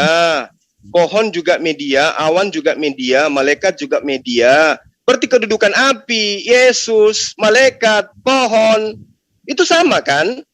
Benar nggak? Kedudukan api, malaikat, awan itu kedudukan hanya sebagai media. Tetapi kedudukan Tuhan yang diam di dalam media-media tersebut, itu yang disebut Tuhan, bukan medianya. Oke, berarti Trinitas gugur di sini ya? Siapa bilang Trinitas gugur? Kan Trinitas itu 3 dalam 1. Ternyata Tuhan juga pernah menjadi api. 3 dalam 1 yang dimaksud adalah Allah Bapa yang bertata di atas kerubim di kitab Yesaya. Terus anak kan manusia. Bentar. Yang kedua adalah firman yang menjadi manusia yang disebut Allah Putra. Nah, sekarang yang menjadi api apa? Firman atau bukan? Yang menjadi adalah firman. Sudah saya katakan tadi. Ya sudah, berarti Trinitas gugur. Ternyata Tuhan kalian bukan 3. Tidak ada Trinitas, Bang. Bukan 3 pribadi. Api juga pribadi Tuhan kalian, kan? Saya tidak katakan api itu sebagai Tuhan, tetapi Tuhan yang diam di dalam api itu yang kami sebut Tuhan. Nah, Yesus gimana? Yesus diam di dalam dirinya apa? Yesus manusianya kami tidak jadikan Tuhan, tetapi Tuhan yang diam di dalam kemanusiaan Yesus itu yang kami jadikan Tuhan. Api tadi Tuhan diam di dalam api, kan? Benar, betul. Nah, berarti dia juga bagian daripada pribadi Tuhan, layaknya Yesus. Saya jelaskan secara detail biar abang paham. Sang firman melakukan pekerjaannya itu ketika di zaman Musa, dia mengambil apa? Media yang pertama dia ambil. Pada zaman Yesus, pada zaman Hedores, Tuhan mengambil rupa manusia bernama Yesus, betul? Benar, saya setuju. Nah, berarti kedudukan Yesus dengan api sama kan? Keduduk manusia Yesusnya, manusianya. Iya, manusianya Yesus dengan apinya Yesus, ya, api yang datang pada Musa itu sama kan kedudukannya? Benar. Media api, media. Berarti bukan Trinitas lagi, karena Tuhan Anda juga ada pribadi apinya. Saya jelaskan. Saya mengatakan bahwa Tuhan kami, harapan saya kita kembali ke topik ya. Ini sudah lari daripada topik, tapi tak apa-apa karena bawa ke sana tadi. Maka saya akan jelaskan ya. Bang Jul harus pahami dulu bahwa saya paham. Kami sebagai orang Kristen mengimani bahwa Allah itu Tritunggal. Kok bisa disebut Allah Tritunggal? Ya, Allah Bapa yang bertata di atas kerubim di kitab Yesaya itu sudah sangat jelas bahwa Allah kami bertata di atas kerubim. Nah, ketika Allah bertata di atas kerubim ini untuk melakukan pekerjaan turun ke bumi ini siapa? Allah yang mempunyai kehendak tetapi yang melakukan pekerjaan yang turun ke bumi adalah Sang Firman. Terbukti di Yesaya 55 ayat 11. Ya. Ketika Allah Bapa mengutus firman-Nya turun ke bumi untuk melakukan pekerjaannya, dia mengatakan tidak gagal.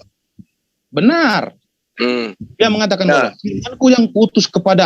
firmanku yang kuutus kembali kepadaku tidak dengan sia-sia. Dia melakukan sesuai dengan apa yang kukehendaki. Artinya ketika firman turun ke bumi untuk melakukan pekerjaan, mengambil media-media untuk berkomunikasi dengan nabi itu, setelah melakukan pekerjaan di bumi, sang firman kembali kepada hakikatnya itu Bapa. Sesuai dengan Yesaya 55 ayat 11. Selesai. Oke. Trinitas, Tritunggal, di situ ada Yesus yang hanya media. Kenapa Anda melupakan manusia yang datang kepada Abraham makan bersama Abraham? Itu juga adalah Anda imani sebagai Tuhan yang datang dalam rupa manusia. Kemudian ketika datang dalam rupa api pada Musa, kenapa Anda tidak menuhankan api juga? Yesus, Anda katakan siapa yang menyembah Yesus tidak ada keselamatan. Karena Yesus hanya manusia. Yang ada pada dirinya itu adalah Allah. Api, Anda katakan Allah datang menyatakan diri dalam bentuk api. Ketika Abraham itu di kejadian 18 datang sosok manusia yang saya dan juga Bani Israel, praktisi Yudaisme mengatakan malaikat, tapi teman-teman Kristen mengatakan dia adalah Tuhan yang datang dalam rupa manusia. Nah, sekarang ada manusia, entah siapa namanya, datang kepada Abraham. Ada api datang kepada Musa. Ada kemudian Yesus datang kepada masa Herodes. Atau masa Pilatus, dan seterusnya. Nah, sekarang, kalau Yesus ini diambil sebagai satu pribadi dari 3 pribadi, kenapa api tidak diambil? Kenapa manusia yang datang kepada Abraham tidak diambil? Apa alasannya? Saya jelaskan dulu. Silakan. Konsep Tritunggal itu adalah jelas dan murni, tepat. Abang mengatakan meleset, tidak. Saya akan jelaskan. Kenapa kami mengatakan Tritunggal? Sudah saya katakan tadi, Allah Bapa yang bertata di atas kerubim, Sang Firman turun ke bumi untuk melakukan pekerjaan sesuai dengan apa yang dikehendaki oleh Bapa. Itu yang kedua, sudah menjadi 2 pribadi. Yang ketiga, Yesus mengajarkan bahwa jika kamu ingin berdoa, saya bacakan di Yohanes 4 ayat 23, bentar.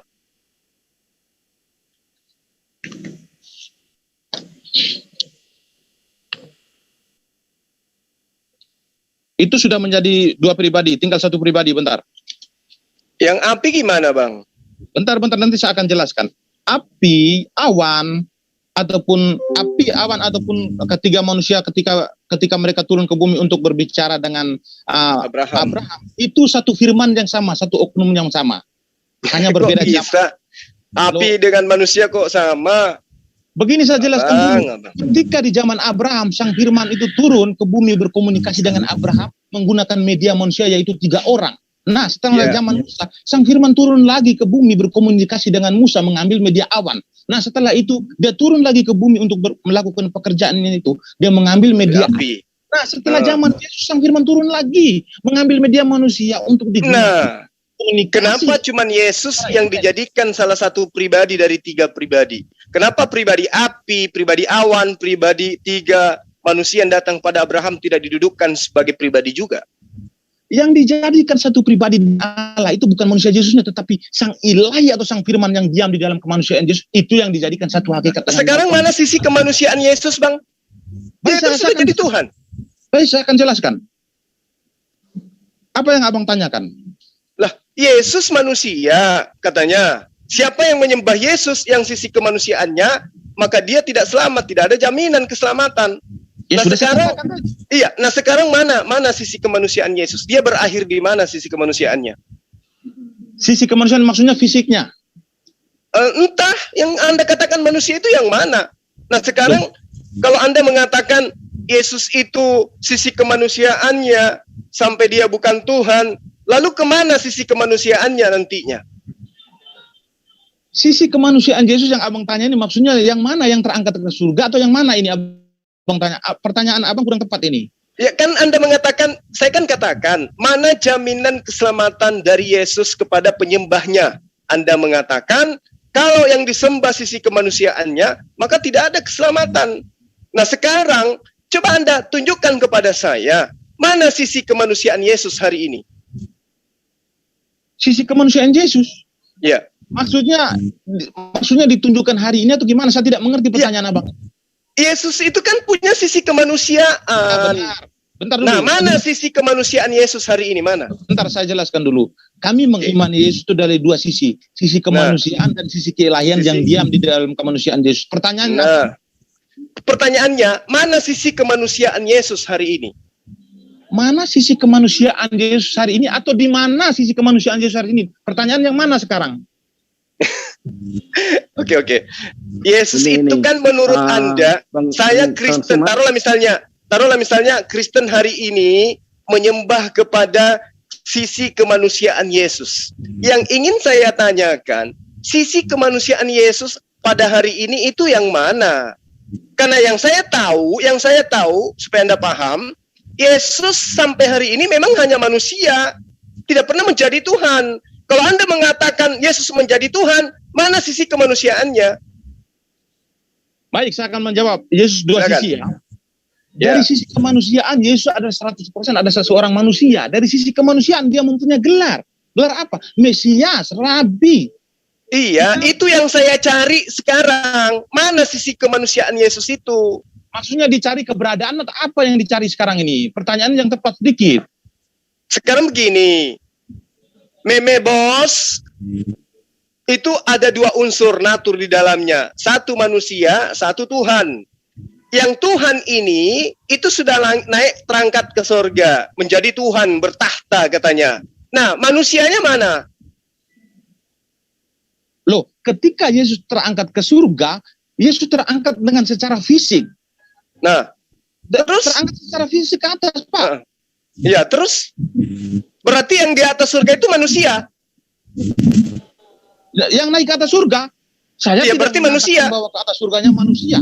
Saya tidak mengatakan ke atas surganya manusia. Jadi fisiknya kemana? Fisiknya kemana? Fisiknya kemana? Fisiknya oke, kita akan kembali ke kitab Pengkhotbah. Manusia berasal dari tanah, dia akan kembali kepada tanah. Tetapi roh yang dititipkan Tuhan, dia akan kembali kepada Sang Pencipta. Maka ketika Yesus naik ke atas surga, maka di atas angin kencang. Kita tidak tahu apa yang terjadi di atas. Yang jelas pasti kemanusiaannya akan hancur di atas, menjadi debu kembali, menjadi tanah. Dan roh ilahi berarti Yesus mengalami 2 kali kematian. Kalau masalah itu saya tidak tahu, tetapi saya berbicara sesuai dengan dalil. Oh, dia nggak tahu Bang Yoma, jangan dipaksa. Ya kan fisiknya terangkat ke surga, terangkat ke langit. Dalam perjalanan menuju ke langit, itu kulitnya, dagingnya, tulangnya itu terkupas. Yang tinggal hanya roh. Benar kan? Gantian saya bertanya, Bang. Ya, oke. Baik. Muhammad mengajarkan atau menjaminkan keselamatan kepada orang yang mengikuti ajaran itu bersumber dari Allah Subhanahu wa taala. Ya. Muhammad tidak pernah mengenal Allah Subhanahu wa taala, tetapi dia berani menjamin. Ya. Apakah benar Muhammad menjamin keselamatan kepada umat-umatnya? Saya katakan tidak, karena Muhammad tidak mengenal Allah Subhanahu wa taala, dan terbukti orang-orang yang mengikuti ajaran Muhammad tidak selamat. Coba baca di hadis riwayat Imam Muslim 203. Coba apa itu bunyinya? Ketika sahabat-sahabat Nabi bertanya kepada Nabi, wahai Nabi, di manakah kedua orang tuamu dan kedua orang tuaku? Apa kata Nabi? Kedua orang tuaku dan kedua orang tuamu sudah di neraka. Itu sudah menjadi bukti bahwa orang yang mengikuti ajaran-ajaran Muhammad tidak akan dijamin keselamatan. Coba jelaskan. Ya, ini kan gini loh.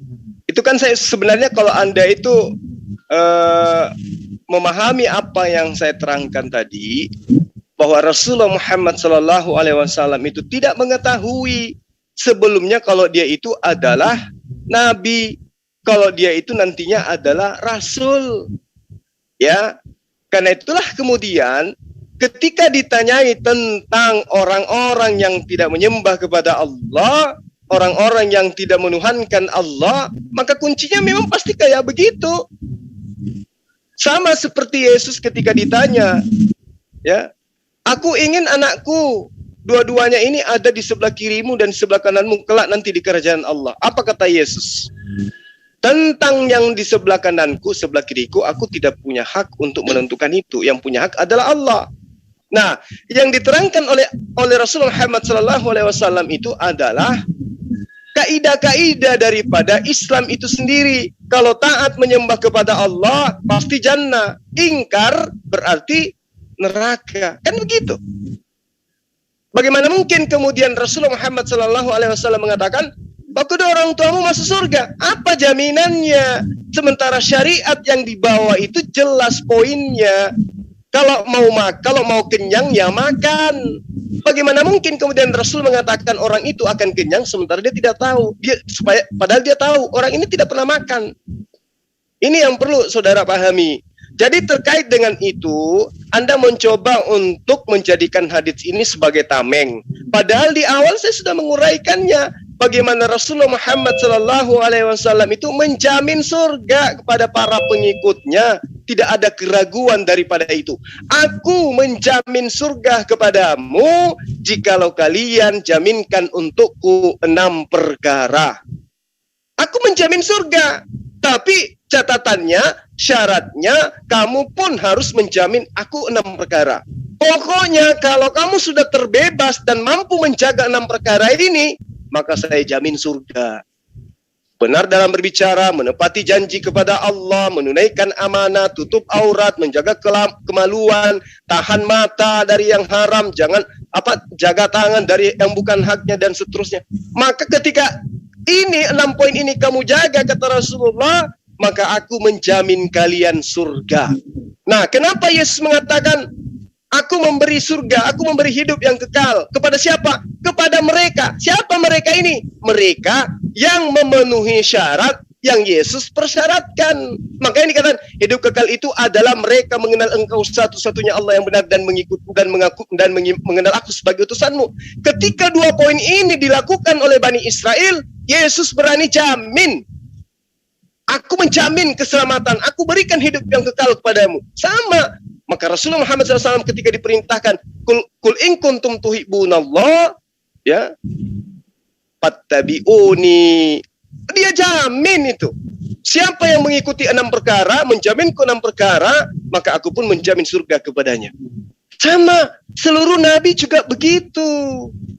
Ya, makanya tadi saya katakan di awal, di dalam kitab Amsal juga Salomo juga menjamin itu. Siapa yang mendapatiku maka dia akan mendapatkan keselamatan, kata Salomo di dalam Amsal.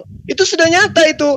Jadi seluruh para nabi sesuai dengan apa yang saya gambarkan tadi, itu semuanya akan mendapatkan keselamatan berdasarkan apa yang dibawa oleh nabi itu kepada kaumnya.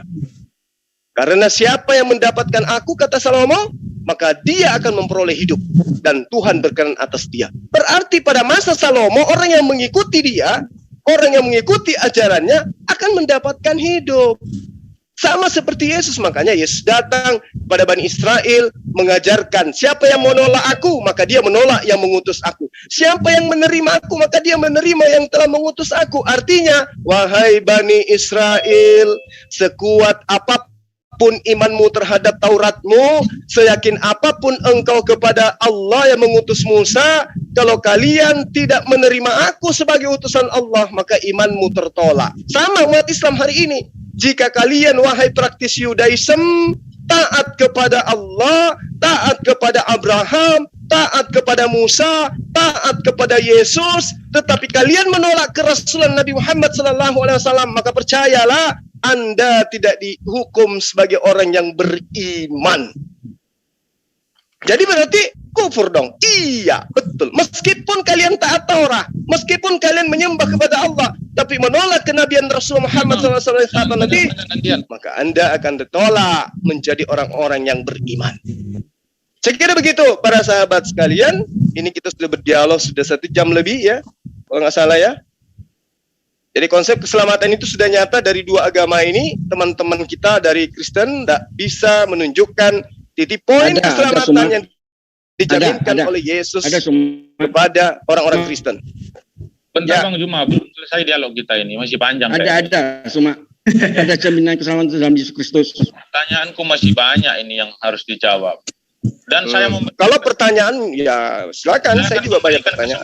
Saya akan memberikan kesempatan Abang untuk bertanya sama saya sampai pagi. Bung Meme, bentar, saya mau jawab dulu. Ya kalau cuma bertanya aja nggak bisa dijawab ya percuma lah. Jangan. Betul tuh. Silakan ya. Ini berdua Meme sama Meme.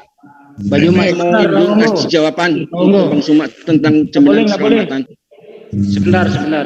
Bang Juma sama Meme nggak boleh terodit. Lanjut berdua aja. Sorry Bang. Saya dulu Bang Handi. Saya dulu aja. Apa yang Anda sampaikan? Hanya agama Kristen, hanya Yesus Kristus yang dapat memberikan jaminan keselamatan. Di luar itu tidak ada. Ajaran Yesus. Yohanes 14 ayat. Yohanes 14 yang ke-6. Ya. Bukan keselamatan.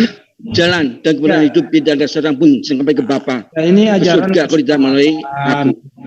Saya mau nanya sama orang Kristen nih. ajaran apa yang Anda lakukan yang dicontohkan? Enggak dulu, nanti dulu, Bang Handi. Nanti dulu. Ya, kenapa itu? Ya. Hanya Yesus Kristus yang bisa memberikan jaminan keselamatan. Iya, jaminan apa? Apa yang jaminannya ada. Yohanes 14 yang ke-6. Apa yang Anda lakukan? Hidup yang kekal. Apa yang Anda lakukan? Hidup yang kekal. Tunggu. Masalah hidup kekal, saya jawab aja ya. Kalau masalah hidup kekal, kamu masuk neraka juga kekal. Di neraka kekal loh kamu. Ada nggak ayat neraka kekal itu kematian kekal? Iya. IS 1971. Gini, Bang. Muhammad dan umatnya masuk ke neraka. Tunggu lu. Saya mau jawab kamu lari ke Islam. Kok lari ke Islam? Pelajaran tentang sabda-sabda Yesus Anda belum tamat, lo kok sok tahu tentang Quran? Iya, sekarang kan udah jelas. Yesus mengajarkan hidup paham kekal. Alkitab, masa mau ngomong soal Alkitab? Kitab Sekarang sendiri juga baik Adinda, biar saya kasih terapi nih pasien saya ini. Ya. Saya ingin tanya sama Anda, tidak ada yang sampai kepada Bapak kalau tidak melalui Yesus, betul? Betul. Nah, melalui Yesus ini menyembah Dia.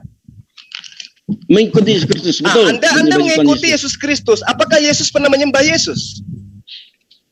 Apa? Yesus pernah menyembah Yesus. Yesus menyembah Yesus bagaimana? Nah, sekarang Anda menyembah Yesus kan? Yesus itu Allah. Saya tanya. Yesus itu Allah. Siapa bilang Yesus itu manusia belaka? Yesus itu Allah.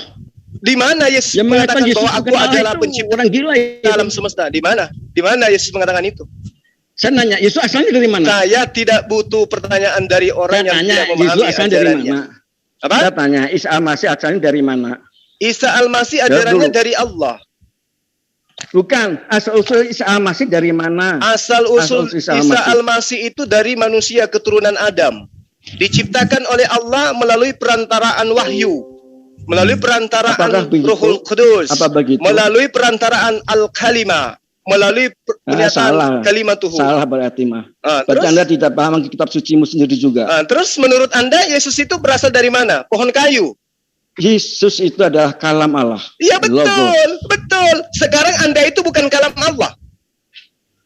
Anda kalam Allah atau bukan? Apa? Saya manusia. Nah, Anda menjadi manusia itu atas kehendak siapa? Saya tanya sama Anda. Saya Anda sendiri. Jadi manusia kehendak Allah. Nah, berarti Anda juga adalah kalam Allah.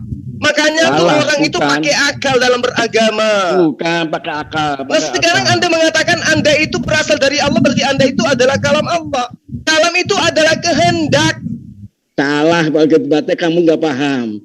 Lalu apa itu kalam menurut Anda? Katanya Ustaz nggak paham soal kalam. Jangan nyerang pribadi, Muka Anda belum bagus hari ini. Saya tanya sama Anda. Menurut Anda kalam itu apa? Kalam itu apa? Kalam itu firman. Nah, sekarang firman itu apa? Kata-kata Allah. Nah, kata-kata Allah. Anda itu menjadi manusia kata-kata nenekmu atau kata-kata Allah? Bukan. Saya Bang Suma dibuat oleh ayah dan ibumu. Nah, itu terjadi atas kehendak Allah atau bukan? Kalau saya lahir memang kehendak Allah. Kamu lahir atas kehendak Allah kan? Ke sana. Berarti kamu itu firman Allah kan? Larinya bukan ke sana Bang Suma. Larinya kemana Bang? Terus larinya kemana? Anda ingin mengatakan bahwa Anda itu tercipta sendiri gitu? Anda ingin mengatakan bahwa diri Anda tercipta sendiri? Asal usul kita, ya saya dan Anda, itu dari perkawinan ayah dan ibu kita. Yesus juga demikian. Yesus juga demikian. Yesus itu berasal dari perkawinan. Asal Anda tahu. Siapa? Mamanya dari mana datangnya? Mamanya sama Sang Maria ini lahir tercipta sendiri atau dari perkawinan? Mamana Maria itu dari perkawinan atau bukan? Maria jelas lahir dari perkawinan ayah dan ibunya. Yesus lahir dari Maria atau bukan? Yesus lahir dari manusia, bukan kehendak laki-laki. Memang bukan. Itulah yang disebut mukjizat. Bagaimana dengan Hawa? Bagaimana dengan Adam? Adam gimana? Dia dari perkawinan. Adam dan Hawa diciptakan. Lah, Yesus gimana? Yesus tidak diciptakan gitu. Yesus tidak diciptakan. Tidak diciptakan. Loh, kenapa dia bisa ada? Yesus memang ada. Dari mana ceritanya? Coba. Apakah ada sesuatu di muka bumi ini tanpa dicipta bisa ada? Ada. Siapa? Hanya Yesus Kristus. Siapa? Hanya Yesus Kristus. baca ada, Anda punya gospel? Boleh saya tunjukkan? Ada, silakan buka. Oke. Baca Lukas 1, coba. Buka Lukas 1. Saya ajarin ini malam. Coba. Gratis tanpa perpuluhan. Gratis ya? Ya, gratis dong. Saya orang baik. Silakan baca. Oke, Lukas 1 Anda sudah buka? Entah, saya buka dulu. Saya minta start dari nomor 26. Dari Lukas 1. Tak ajarin Anda gratis. Terus kenapa? Sekarang gini, saya tanya, saya bacakan dalilnya. Dalam bulan ke-6 Allah mengutus Gabriel pergi ke sebuah kota di Galilea bernama Nazaret. Nanti dia akan bertemu dengan seorang perawan. Pada saat Maria perawan, Yesus berada di mana? Ada di surga. Ada dalilnya? Coba, memang di sana ada dalilnya, Yesus ada di mana? Saya tanya sama Anda, Yesus itu ciptaan. Pada saat Gabriel datang kepada seorang perawan, Yesus belum ada. Yesus belum tercipta. Ayo, Anda mau ngarang cerita apa nih? Ini dalil yang saya bawakan. Iya, mana kalimatnya Yesus? Yesus tidak ada mana kalimatnya. Lah, pada saat ibunya masih perawan, Yesus itu sudah ada. Yesus memang sudah ada. Mana dalilnya? Saya bukain ya. Sekarang Bang Suma baca. Silakan. Apa itu? Yohanes 8 ayat 58. Yohanes 8 ayat 58. Oke, Yohanes 8 apa bunyinya? Saya silakan kurang baca. hafal. Silakan Anda baca. tunjukkan dalilnya. Silakan baca. Apa tuh dalilnya? Yohanes 8 ayat 58. Saya baca. Kata Yesus kepada mereka, Aku berkata kepadamu, sesungguhnya sebelum Abraham jadi, aku telah ada. Ini kata siapa? Coba kata siapa itu? Nah, ini adalah tulisan daripada oknum yang kemudian disebut oleh Kristen dengan sebutan Yohanes. Betul? Salah. Lalu siapa itu dong? Kata siapa? Dan di sini jelas kata pengantarnya kan begini. Kata Yesus kepada mereka. Berarti ada orang yang bercerita kan? Benar nggak? Iya, itu kata siapa? Kata Yesus sendiri. Ada orang yang bercerita kan bahwa Yesus berkata begini. Siapa yang bercerita? Larinya jangan ke sana ya. Enggak, saya tanya sama Anda dulu. Kebenaran itu kita harus ungkap. Karena Bang Suma kan minta dalilnya. Iya, saya oke, saya ngerti dalilnya. Sebelum Abraham ada, aku sudah ada. Tapi Bang Anda Suma, lebih duluan. Titik-titik itu ini dah di luar konteks tentang hidup kekal. Tunggu dulu. Sekarang saya tanya kepada Anda. Saya tanya kepada Anda. Yang berkata di dalam Yohanes 8 nomor 58 itu. Kak, tunggu, sabar. Anda sedang berhadapan dengan orang yang ahli di dalam kitab Anda. Tenang, sabar. Hidupnya tentang hidup kekal. Engkau kan bawa ayat, nanti dijelaskan. Sabar. Saya ajarin Anda malam ini gratis. Saya mau ngajarin Bang Suma berdiskusi yang baik dan benar. Harus sesuai dengan topiknya. Saya tanya Anda tentang Yesus pada saat Maria masih perawan. Anda menunjukkan Yohanes 8 nomor 58. Tapi itu bukan ucapan Yesus langsung. Itu ucapan pengarang yang konon ceritanya mengutip perkataan Yesus. Itu poinnya yang ingin saya katakan. Tetapi Salomo jauh lebih hebat. Karena Salomo sendiri yang melontarkan dari mulutnya, bukan melalui perantaraan orang. Apa yang Salomo katakan dalam Amsal 8? Sebelum langit digariskan, dengarkan. Sebelum langit digariskan, aku ada di sana. Ayo, hebat mana dengan perkataan orang yang mengatakan bahwa Yesus pernah berkata, aku ada sebelum Abraham ada. Kecil coy, kecil. Salomo, sebelum langit digariskan, aku sudah ada di sana. Ini bukan diskusi yang baik ini. Baik, jadi Anda cuma mau nipu gitu? Yang baik ini. Anda cuma mau menipu, menjadikan Yesus gitu. Ketika Anda disangka, Anda bilang tidak baik. Gitu. Jadi maunya Anda itu, kita berdiskusi tinggalkan akal sehat gitu ya. Jadi semua yang Anda lontarkan harus diimani gitu. Yesus Tuhan, apa buktinya? Sebelum Abraham ada, aku sudah ada. Diskusi yang baik tidak keluar dari topik itu namanya nenekmu kiper. Amsal sebelum langit digariskan, Salomo mengatakan, aku sudah ada di situ. Jadi kalau Anda hanya menuhankan Yesus berdasarkan dibicarakan. Yohanes 5, Ya. Yohanes 8 nomor Di luar 58. topik yang dibicarakan. Sebaiknya Anda menuhankan Salomo. Ustadznya kayak gini Salomo payah ini. jauh lebih hebat. Ustadz payah ini. Ya. Oh memang Sama kuat dari berhadapan hukum dengan aja. saya itu Pak. Namanya siapa sih Bapak ini? Berhadapan dengan saya itu Pak harus pakai akal. Nggak cocok Bapak ini berhadapan dengan saya. Bapak itu cocoknya di gereja. Ngajarin orang-orang yang otaknya nggak berfungsi. Kalau sama saya Pak, harus otaknya itu Pentium 10 baru bisa berdialog. Pahami itu. Ya, jadi kalau Anda mengatakan sebelum Abraham ada, aku sudah ada, itu yang Anda jadikan dasar pijakan. Nah sekarang Adam jauh lebih duluan daripada Abraham. Silakan Anda sembah Adam. Kalau cuma Abraham, Adam juga nggak ada apa-apanya. Salomo dengan mulutnya sendiri mengatakan, sebelum langit digariskan, aku sudah ada di sana. Yesus, sebelum Maria ngeden, aku belum ada di bumi. Berarti aku ada di bumi berkat diciptakan dari Sang Pencipta alam semesta. Gitu poinnya Pak. Jadi beragama itu, kita ada di Zoom ini bukan karena kita hobi perang mulut, bukan. Bukan. Kalau hanya cuma gaya-gayaan, untuk apa? Mending saya tidur. Kita ada di sini berdebat untuk supaya bisa mengedukasi manusia. Kebenaran itu seperti ini loh. Di awal diskusi, teman kalian yang mewakili Kristen tidak bisa menunjukkan bukti, data akurat jaminan keselamatan Yesus kepada penyembah-penyembahnya. Anda harusnya berpikir di situ. Anda harusnya sadar di situ bahwa Anda punya iman itu adalah iman cinta bertepuk sebelah tangan. Bentar Bang Yul. Yesus tidak pernah mengajarkan untuk menyembah kepada dirinya. Itu poinnya. Terima kasih. Saya akan menjawab pertanyaan bahwa Yesus tidak menjamin keselamatan. Ya kan sudah tadi. Apalagi? Sudah menjamin keselamatan. Tetapi hanya kepada orang yang menyembah kepada keilahian yang tersembunyi di dalam kemanusiaan Yesus.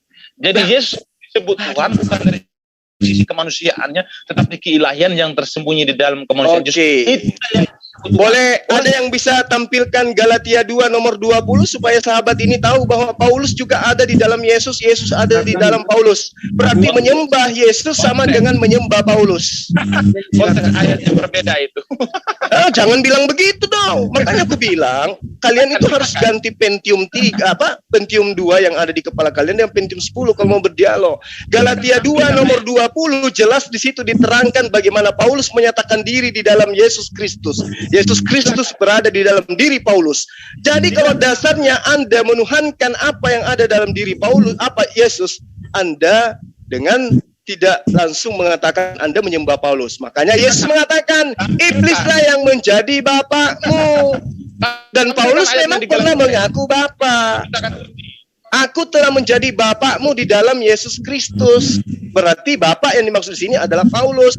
Berarti diam-diam selama ini kalian menyembah Paulus gitu. Tampilkan ayatnya kita uji apa benar. Coba Galatia 2 nomor 20 coba. Abang sebelum menampilkan itu saya akan menjabarkan. Tidak ada guna Ya. abang tampilkan itu. Kenapa rupanya?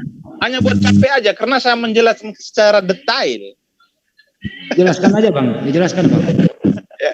Namun aku hidup tetapi bukan lagi aku sendiri yang hidup, melainkan Kristus yang hidup di dalam aku. Benar. Dan hidupku yang dihidupi sekarang di dalam daging adalah hidup oleh iman dalam anak Allah yang telah mengasihi aku dan menyerahkan dirinya untuk aku. Berarti Yesus di dalam Paulus, Paulus di dalam Yesus. Anda menyembah Benar. sosok keilahian yang ada di dalam diri Yesus. Yang mana ceritanya tuh? Yang dimaksud Yesus di dalam Paulus di dalam Yesus itu bukan dari sisi kemanusiaannya, tetapi Roh Kudus atau Sang Firman turun ke bumi yang seperti sudah dikatakan Yesus bahwa dia akan Oke. Sekarang kita uji, benarkah itu? Benarkah kebohongan Anda itu? Kita uji. Di dalam Yohanes 16 nomor 24. Tiba-tiba udah ke sana macam mana ini? Lah, kita uji Roh Kudus yang ada dalam diri Paulus dengan Yesus. Kan Yesus mengatakan, jikalau aku pergi, Roh Kudus itu akan datang. Roh Kudus itu tidak berkata-kata dari dirinya sendiri. Dia ketika datang akan mengingatkan kalian apa yang pernah aku ucapkan kepada kalian. Itu pekerjaan Roh Kudus. Benar. Oke. Nah, Paulus sendiri mengatakan Yesus itu adalah Tuhan itu sendiri. Nah, artinya roh yang mengajarkan Paulus adalah roh yang pernah mengucapkan kembali apa yang Yesus pernah ucapkan. Sekarang mana ucapan Yesus yang sebelum datang ucapan itu kepada Paulus, Yesus sudah lontarkan lebih awal bahwa aku adalah pencipta alam semesta yang nusul menjadi manusia. Ada enggak? Yesus mengatakan apa? Lah, sesuai kan dia katakan gini, ketika Roh Kudus itu datang, maka dia akan mengingatkan perkataan-perkataan yang pernah aku sampaikan kepada kalian. Nah, roh yang datang kepada Paulus itu mengajarkan bahwa Yesus itu adalah Tuhan yang datang dalam rupa manusia. Berarti kalau yang datang kepada Paulus ini adalah Roh Kudus, artinya bahwa dia mengcopy paste perkataan Yesus yang pernah Yesus ajarkan kepada murid-muridnya awal mula. Mana perkataan Yesus bahwa dia adalah Tuhan yang datang dalam rupa manusia? Tunjukkan. Yesus mengatakan bahwa dia akan datang dalam rupa manusia, tidak ada. Nah, udah selesai. Berarti yang datang kepada Paulus itu bukan Roh Kudus. Tanya aja sendiri, roh apa yang datang itu? Tetapi untuk membuktikan bahwa dia adalah Tuhan yang diam di dalam kemanusiaan Yesus, banyak ayat. Oh, kalau itu juga kami paham. Yesus itu sebagai nabi, sebagai rasul, tentu dia mengajarkan apa yang dikatakan oleh Tuhannya. Jangankan seperti itu, Musa, dia apa dikatakan? Esir, Itu perkataan siapa? Musa. Aku adalah aku. Rasulullah Muhammad SAW, innani anallah, la ilaha illa ana. Aku ini adalah Tuhan, tidak ada Tuhan selain aku. Itu perkataan Rasulullah Muhammad SAW. Mereka mengutip apa? Mengutip firman Allah yang mereka sampaikan. Makanya Yesus mengatakan, apa yang kukatakan ini bukan dari diriku sendiri. Yang kukatakan ini adalah kalamullah yang diperintahkan Allah untuk aku katakan, aku sampaikan. Apa yang kukatakan ini bukan berasal dari diriku sendiri, tetapi Bapak yang diam di dalam aku. Nah, berarti Yesus itu hanya penyampai firman. Bapak gitu yang diam di dalam aku yang melakukan pekerjaannya. Iya, betul. Artinya Yesus melakukan pekerjaan bukan dari dirinya sendiri. Apa yang dilakukan Yesus itu adalah pekerjaan yang diperintahkan Bapa untuk ia lakukan. Berarti Yesus itu tidak punya sisi ketuhanan.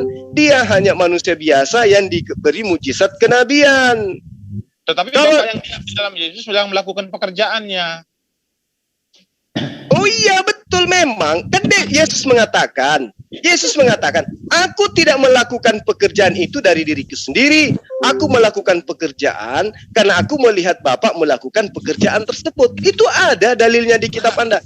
Coba Anda baca di dalam Yohanes 14 itu. Saya baca semua itu, Bang. Nah, itu dia makanya. Aku berkata kepadamu, di poin ke-12-nya di Yohanes 12:14 itu. Aku berkata kepadamu, sesungguhnya barang siapa yang percaya kepadaku, ia akan melakukan juga pekerjaan yang aku lakukan. Apa sebabnya? Karena aku pergi kepada Bapa. Pekerjaan itu bukan dari diriku sendiri. Itu adalah pekerjaan yang diperintahkan Bapa untuk aku lakukan. Gitu loh. Jadi, apapun yang Anda lihat, andai saja Anda hidup pada masa Yesus ada, kemudian Anda lihat, hebat apapun Yesus pada masa itu yang Anda lihat, itu bukan dari dirinya, tapi dari Tuhannya. Berarti yang dituhankan adalah Tuhannya, bukan Yesusnya. Gitu loh. Bapak yang diam di dalam Yesus. Setuju? Gimana? Yang dituhankan adalah Bapak yang diam di dalam Yesus. Betul, diam bukan berarti dia seperti ember, kemudian Tuhan turun di dalam. Bukan begitu maksudnya.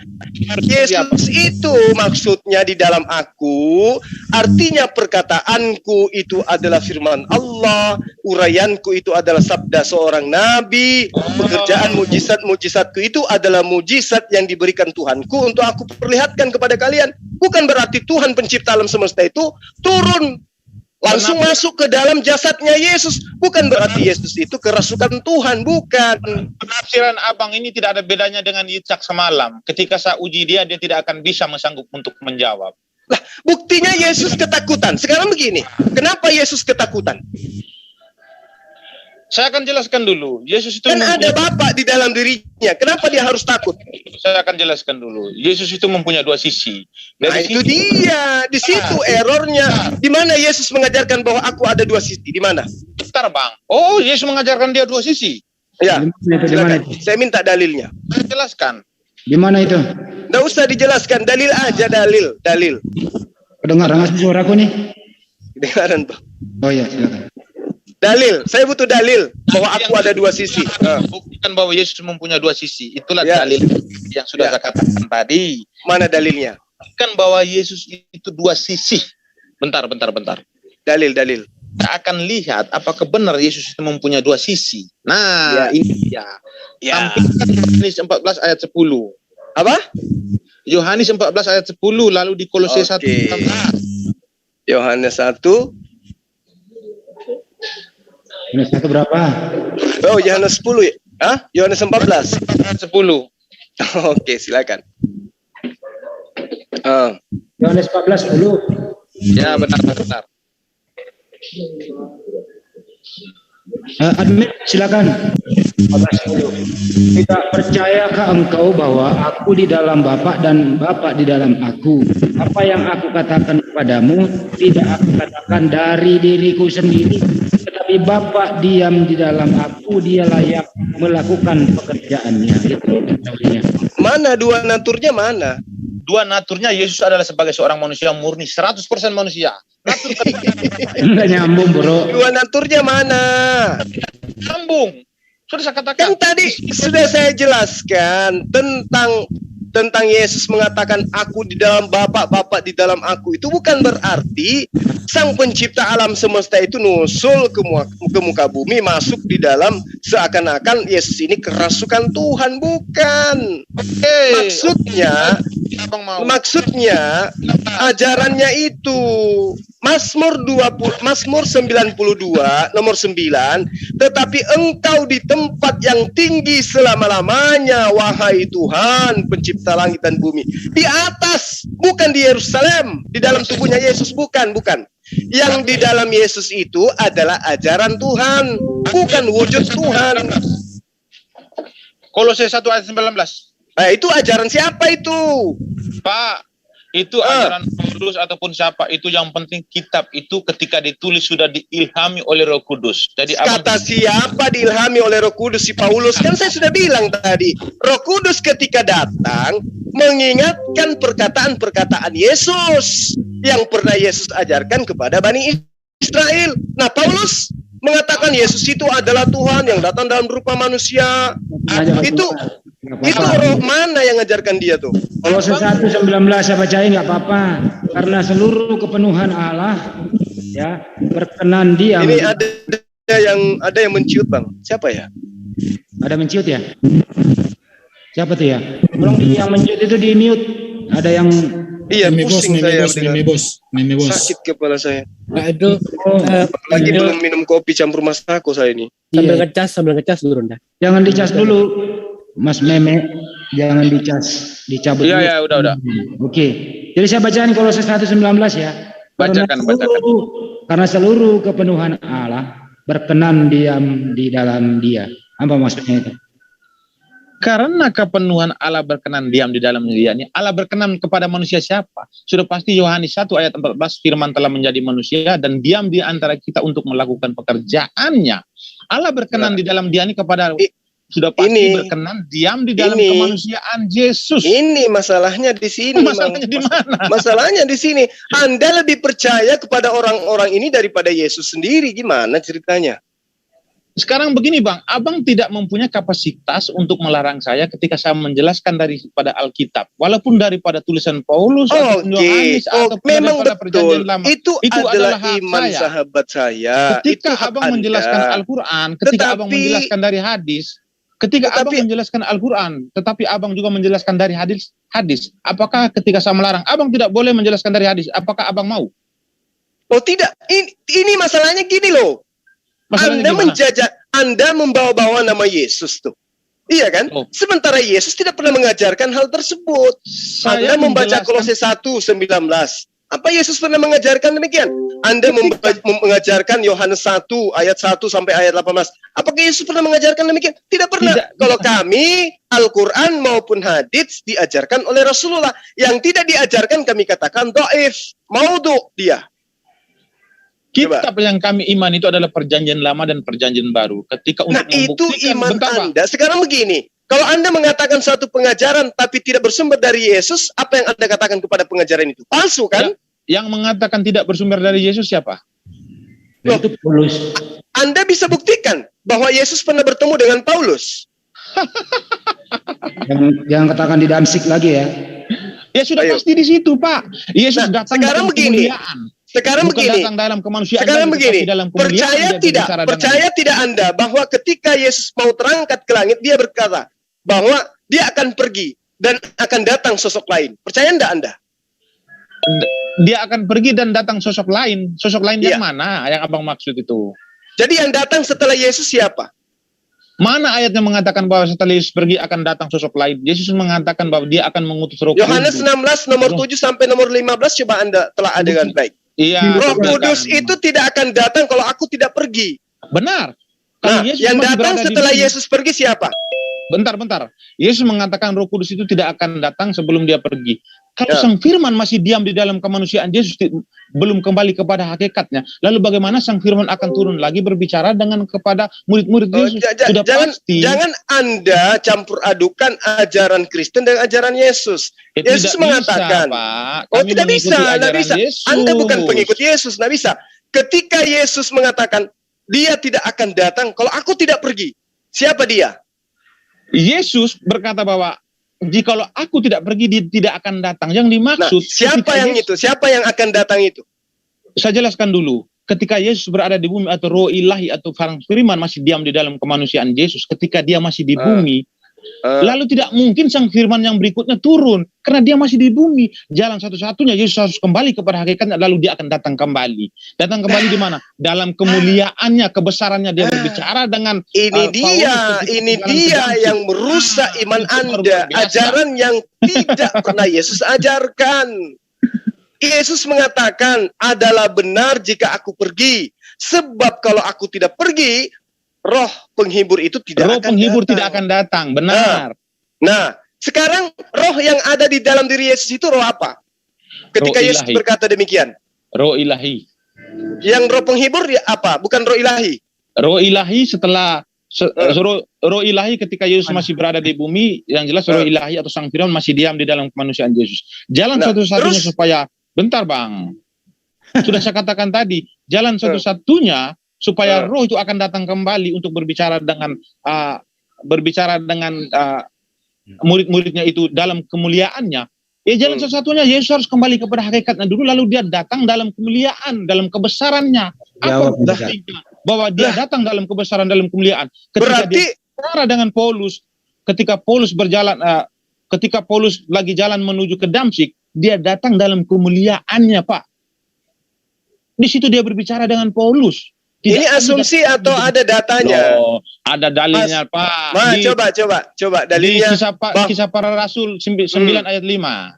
Iya, saya Kalau saya- hafal kalau itu saya hafal. Bagaimana Ya, kemudian itulah saya pendiri jelaskan Kristen tadi, Pak. pada saat menuju ke Sudah saya Damsik, jelaskan. dia rebah ke tanah, lalu Nah. mendengar suara dari langit, lalu dia bertanya, Itu- siapakah engkau Tuhan? Benar. Saya Dari setuju mana itu. Paulus tahu bahwa itu adalah Tuhan? Perkataan dia, akulah Yesus. Nah kan Yesus belakangan dia Loh. perkenalkan dirinya. Saya jelaskan dulu. Yesus berkata, Apalagi? hai Paulus. Langsung Paulus mengatakan, siapakah engkau Siapakah Tuhan? engkau Tuhan? Tuhan, bukan Tuhan. Oh Tuhan. Tuhan. Siapakah engkau Tuhan? Aisyah. Giliran di situ Tuhan. Bentar. Lalu Yesus menjawab, Iya. akulah Yesus yang engkau aniaya itu. Oh Yesus Tuhan berbicara ternyata. di situ dalam kemuliaan, Tampilkan layarnya, dalam admin, kebesarannya. Jadi gini Bang, gini saudara saya Meme, Anda kan seorang misionaris ya. Bukan, Tapi- saya bukan seorang misionaris, bukan. Kalau Dulu pernah misionaris, ngaku sama saya. kalau saya seorang misionaris, pengetahuan bukan seperti ini, Iya. Pak. Misionari itu punya pengetahuan luar biasa. Jangan Anda mengatakan bukan. Ada Bukan. debat-debat kita yang Anda mengaku misionaris. Jadi gini. Oke. Jadi gini.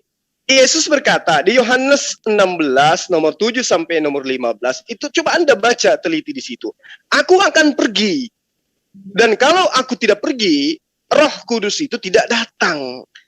Pada saat Yesus berkata demikian, iman Kristen mengatakan pada diri Yesus itu sudah ada Roh Kudus. Ya, aku akan pergi supaya Roh Kudus itu datang. Lah, Roh Kudus bukannya sudah ada pada diri Yesus? Kalau itu yang Anda jadikan acuan. Itu poinnya. Kedua, dia mengatakan, aku akan datang nanti di akhir zaman. Untuk yang kedua kalinya bersama dengan malaikat-malaikat. Untuk menghakimi. Berarti yang datang kepada Paulus, itu bukan Yesus. Karena Yesus nanti datang di akhir zaman. Bukan kepada Paulus. Ini yang jadi masalah. Berarti yang datang kepada Paulus ini siapa? Kemudian, poin yang paling kredibel untuk Anda percayai dari uraian saya adalah di dalam Yohanes 16 nomor 24, di situ diterangkan bahwa ketika Roh Kudus itu datang, maka dia akan mengingatkan kembali perkataan-perkataan yang pernah aku ucapkan kepadamu. Bentar, Jadi, Bang Juma. Ya. Abang Juma mengatakan bahwa Yesus berkata bahwa dia akan datang pada akhir zaman. Ada ayatnya enggak? Lah, bukannya itu ajaran Kristen?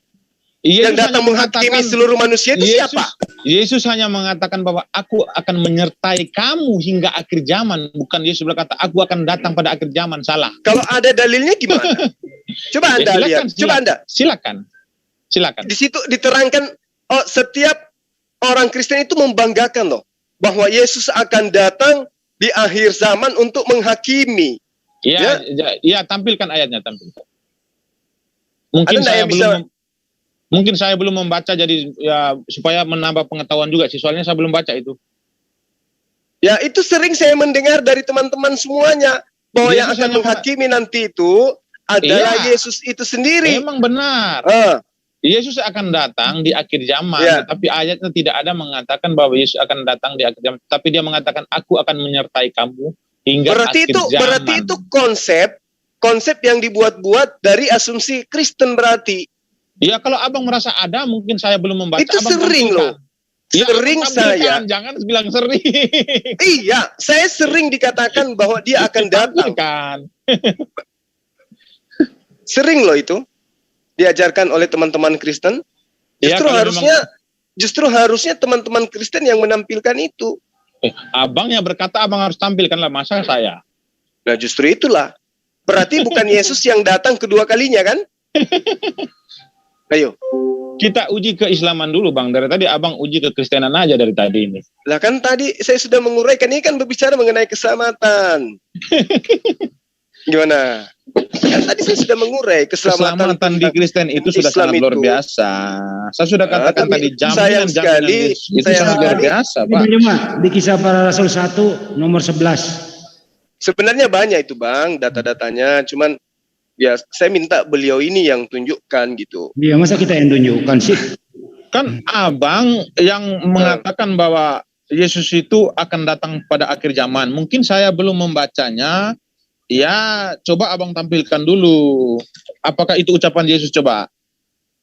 Ya, cobalah. Di situ dikatakan di kitab Anda menurut teman-teman Kristen bahwa Yesus itu akan datang. Coba Bang Handi ada nggak?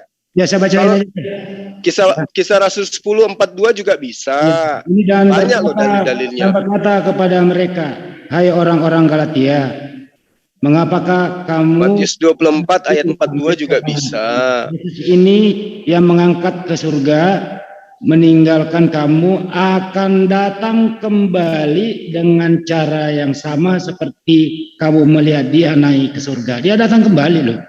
Dia datang kembali sama seperti ketika dia naik ke surga. Dia turun lagi, Pak. Datang, dia kan naiknya kan dengan sisi manusia. Berarti dia datang dengan sisi manusia. Yang datang kepada Paulus apa? Sekarang ayat itu ayat tulisan siapa? Paulus atau siapa? Ya, Nah, tadi berarti Anda meragukan kebenaran kitab Anda kan? Bentar, saya Kok Anda tanya, itu tanya tulisan, begitu? bentar, itu tulisan siapa? kisah para rasul 1:11 siapa? Ya, enggak, saya bertanya kepada siapa tulisan siapa itu?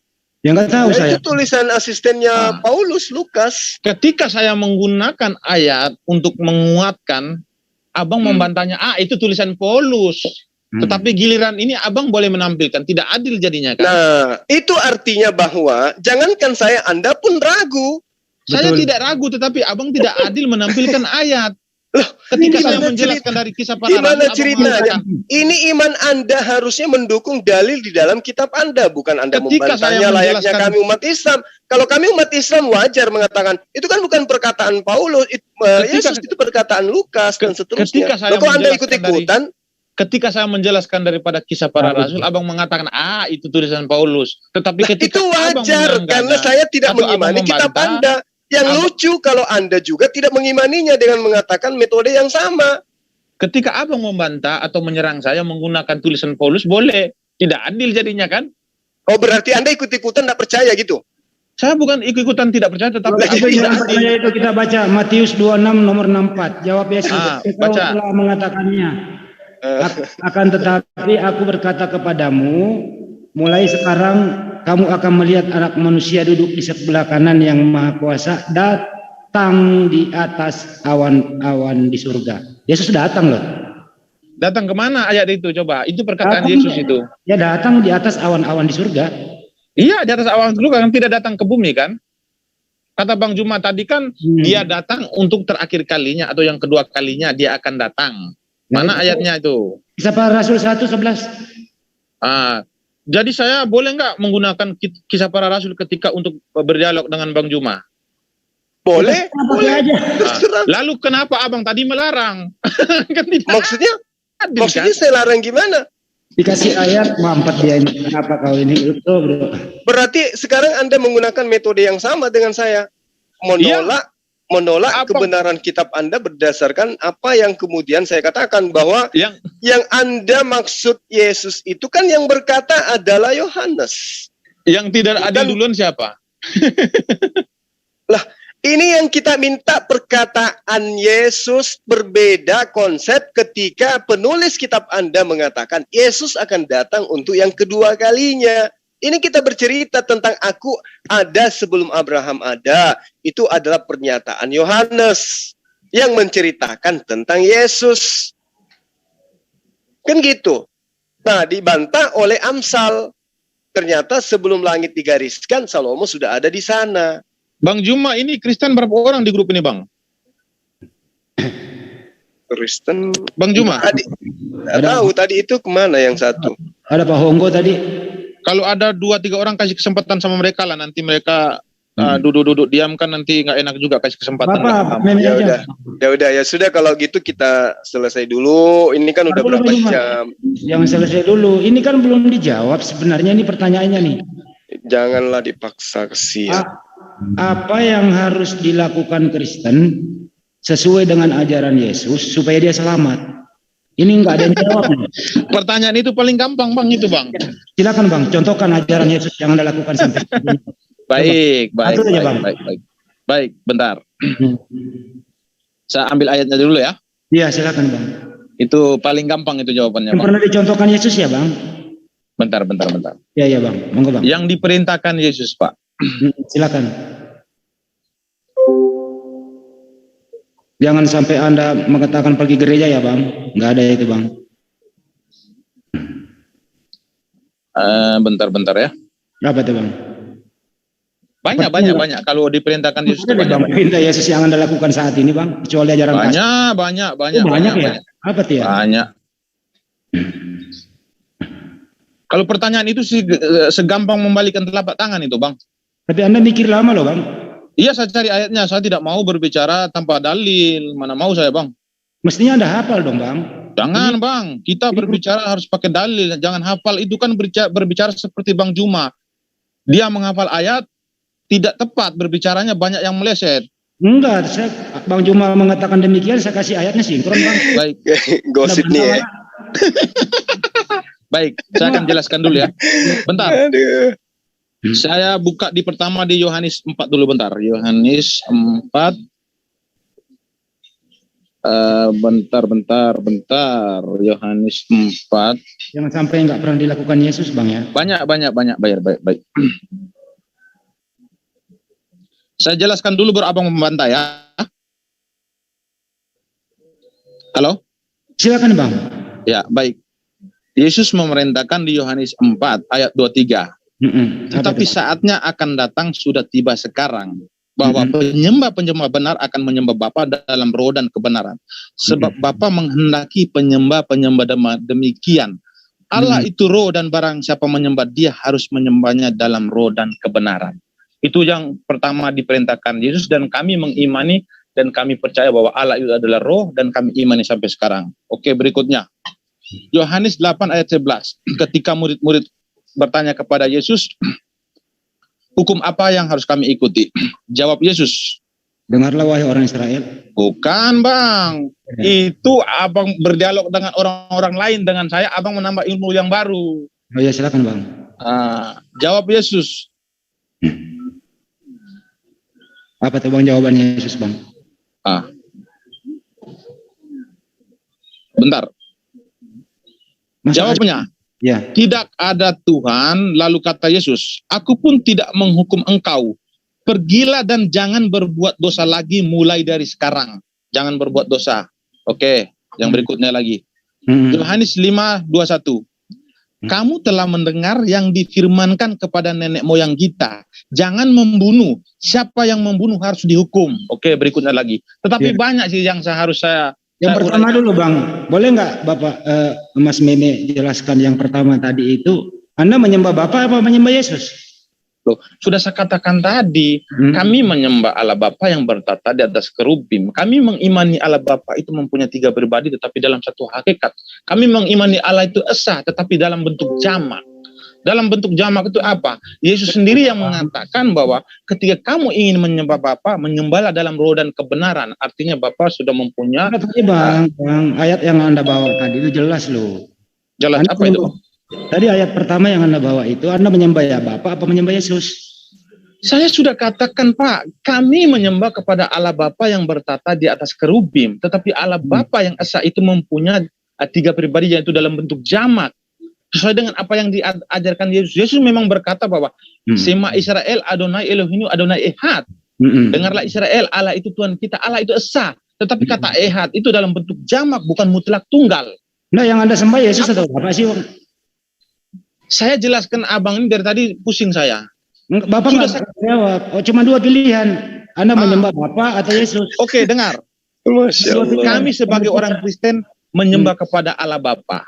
Yesus adalah firman Allah Bapa yang pribadi yang kedua yang turun ke bumi, yang diam di dalam kemanusiaan Yesus untuk melakukan pekerjaan, yaitu karya keselamatan. Yang kedua, kami mengimani Allah Bapa itu hakikatnya adalah roh. Ini kan Yesus yang ngajarin Anda tadi di ayat itu. Yesus kan ini keselamatan nih menurut Yesus. Yesus mengatakan sembah Bapa. Kenapa Anda muter sih? Muternya di mana, coba abang jelaskan. Sekarang kalau Anda muter, jawab aja. Anda menyembah Bapa atau Yesus? Saya sudah katakan, kami menyembah Yesus bukan dari sisi kemanusiaan, tetapi sang firman atau lainnya. Sesuai ayatnya, Yesus mengatakan sembah Bapa. Yang mana yang Anda sembah? Sembah Bapa yang diam di dalam kemanusiaan Yesusnya, bukan manusianya. Sudah saya katakan tadi ketika Yesus berkata bahwa perkataanku bukan berasal dari diriku sendiri, tetapi Bapa yang diam di dalam aku, Dia yang melakukan pekerjaan. Jadi Bapa selalu, jadi Bapa ada dalam diri Yesus. Benar, betul. Saya setuju. Waktu dikandung Bunda Maria, Bapa juga ada dalam diri kandungan Bunda Maria. Oh, ini artinya pertanyaan menggunakan logika ini ya. Saya menjawab menggunakan logika boleh atau tidak? Ya, berdasarkan fakta. Kan Yesus pernah dikandung. Yesus memang pernah dikandung, Pak. Kita awal mulakan diri Yesus. Ya. Ada di dalam diri Yesus artinya. Baik, saya akan uraikan. Begitu. Ya, kita awal mulakan dulu Yohanes 1:14. Firman telah menjadi manusia dan diam di antara kita dan untuk melakukan pekerjaan dalam kemuliaannya. Tetapi yang dimaksud firman telah menjadi manusia ini bukan pemahaman secara harafiah. Berarti firman itu plok langsung menjadi manusia. Tetapi firman menjadi manusia ini membutuhkan proses. Apa maksud Bapa ada dalam diri Yesus? Maksudnya apa tuh? Bapak diam di dalam diri Yesus untuk melakukan pekerjaan, yaitu karya keselamatan. Sama seperti ketika Bapak diam di dalam media api, media awan untuk berkomunikasi dengan Musa, yaitu dalam karya keselamatan. Waktu Yesus tidur, apa Bapak diam dalam diri Yesus yang tidur? Baik, saya akan jelaskan. Iya. Ketika Sang Firman diam di dalam api berbicara dengan Musa, apakah Sang Firman atau Tuhan? Bentar, Bang. Bentar, saya akan jawab. Abang tidak perlu takut, saya akan jawab. Saya akan jelaskan dulu. Tapi saya nggak tanya Musa ya? Iya, bentar. Yesus punya kaitan dengan Musa sehingga dia disebut Tuhan. Dengar. Ya. Ketika Sang Firman diam di dalam api berbicara dengan Musa, apakah api itu kan nyala? Apakah Sang Firman atau Tuhan yang diam di dalam api itu ikut terbakar? Tidak, saya katakan. Yang kedua, ketika Tuhan mengambil media awan untuk berbicara dengan Musa, awan itu dingin. Apakah Tuhan di dalam itu membeku? Tidak. Sama ketika Sang Firman mengambil media manusia, ketika Yesus berak, Yesus makan, Yesus kencing. Dari sisi kemanusiaan iya, tetapi ilahi yang diam di dalam kemanusiaan Yesus tidak berlaku itu. Jadi waktu Yesus berak, ya Allah Bapak dalam diri Yesus keluar dulu Bapak gitu. Pertanyaan Bapak menggunakan akal logika ini, saya katakan. Sudah saya jelaskan. Anda tadi mengatakan Bapak ada dalam diri Yesus. Pertanyaannya waktu Yesus berak, Bapak di mana?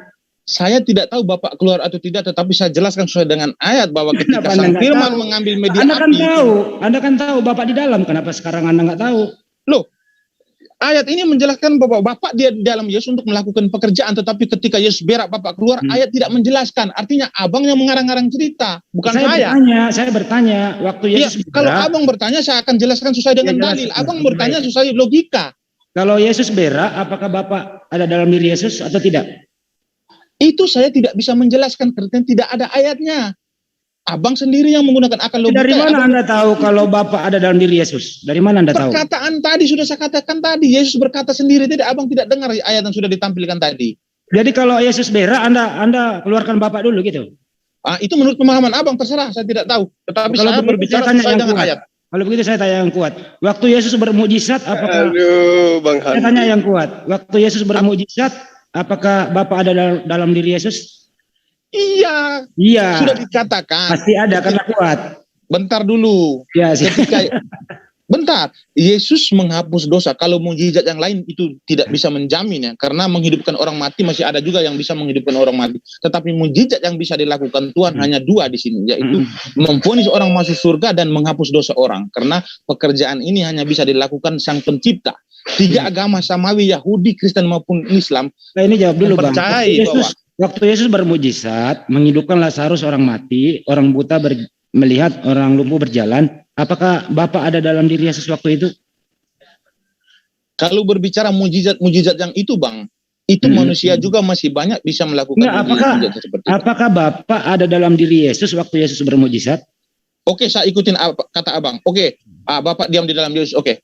Ada. Oke, saya ikutin. Ada nggak? Ada. Ya, oke, saya ikutin. Ada. Nah, waktu Yesus berak, kenapa Anda nggak tahu?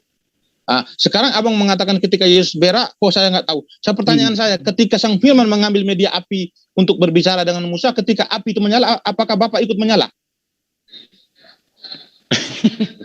Kok ketawa? Ini kamu berhadapan dengan meme bos ini, bukan sembarangan. Iya, kenapa?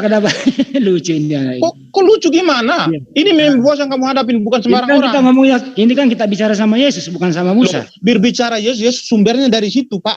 Bapak harus tahu dulu. Firman yang telah menjadi manusia itu sumbernya daripada di situ. Saya nggak berbicara sama yang lain, suka Yesus yang Bapak ada dalam diri Yesus. Tidak bisa. Yesus punya kaitan daripada ketika Sang Firman diam di dalam media-media terlebih dahulu. Dia punya kaitan Pak, bukan sembarangan. Karena karya keselamatan itu bersumber daripada Sang Firman. Jadi Anda mau mengatakan di sini bahwa Nabi Musa pernah menyembah Yesus gitu? Nabi Musa tidak pernah menyembah kemanusiaan Yesus, tetapi dia menyembah Sang Firman yang diam di dalam kemanusiaan Yesus, itu yang disembah. Apa nama sembahan Nabi Musa waktu itu? Yotevave. Siapa itu Yotevave? Allah Bapa yang disebut Yesus, karena Yesus tidak mau menyebutkan Yotevave karena nama Yotevave itu bentar Pak. Karena nama Yotevave itu nama yang sangat sakral dan tidak boleh disebut sembarang. Maka sehingga tadi Anda yang menyebut pertama kok. Anda yang menyebut pertama. Menyebut apa? Tadi Anda menyebut katanya nggak boleh disebut sembarangan. Anda menyebut. Iya, Abang mau dialog dengan saya. Kalau saya tidak menyebut, saya menyebut apa maunya? Menyebut Bang Andi gitu aja. Enggak, Bos. Itu kan Anda kan mengatakan Nabi Musa Kita sembahannya berdialog. siapa? Nabi Musa sembahannya siapa? Sudah saya katakan tadi, Pak, Nabi Musa ataupun keturunan daripada Abraham sampai ke Adam, semua itu mereka menyembah kepada Yotevave. Bukan Yesus toh? Bukan kemanusiaan Yesus. Bukan kemanusiaan. Itu abang harus ingat dulu. Bukan kemanusiaan Kita nggak Yesus. berbicara manusia di sini. Yesus itu terdiri dari apa sih? Terdiri dari manusia, dari apa lagi? Yesus itu terdiri dari manusia. Manusia ini ada apanya di dalamnya supaya dia hidup? Maksudnya dalam kemanusiaan Yesus? Iya. Ada roh. Ada roh. Itu roh siapa itu? Roh, kalau masalah berbicara roh siapa saya tidak tahu, tetapi perkataan Yesus bahwa Bapak dia dalam aku, dia yang melakukan pekerjaannya. Apa fungsi Bapak dalam diri Yesus? Fungsi Bapak untuk melakukan pekerjaan karya keselamatan. Jadi Yesus dibantu oleh Bapak? Benar. Jadi segala pekerjaan Yesus dibantu oleh Bapak, tapi Bapak ada dalam diri itu. Ya. Benar. Termasuk waktu dia tukang kayu gitu? Benar. Mungkin itu menurut abang mengatakan bahwa dia di tukang kayu juga Tuhan menjadi tukang kayu, terserah abang. Yang penting saya membacakan sesuai dengan ayat. Artinya, Bapak membantu Yesus jadi tukang kayu, betul? Artinya abang juga mau mengatakan ketika Yesus berak, Bapak juga ikut berak.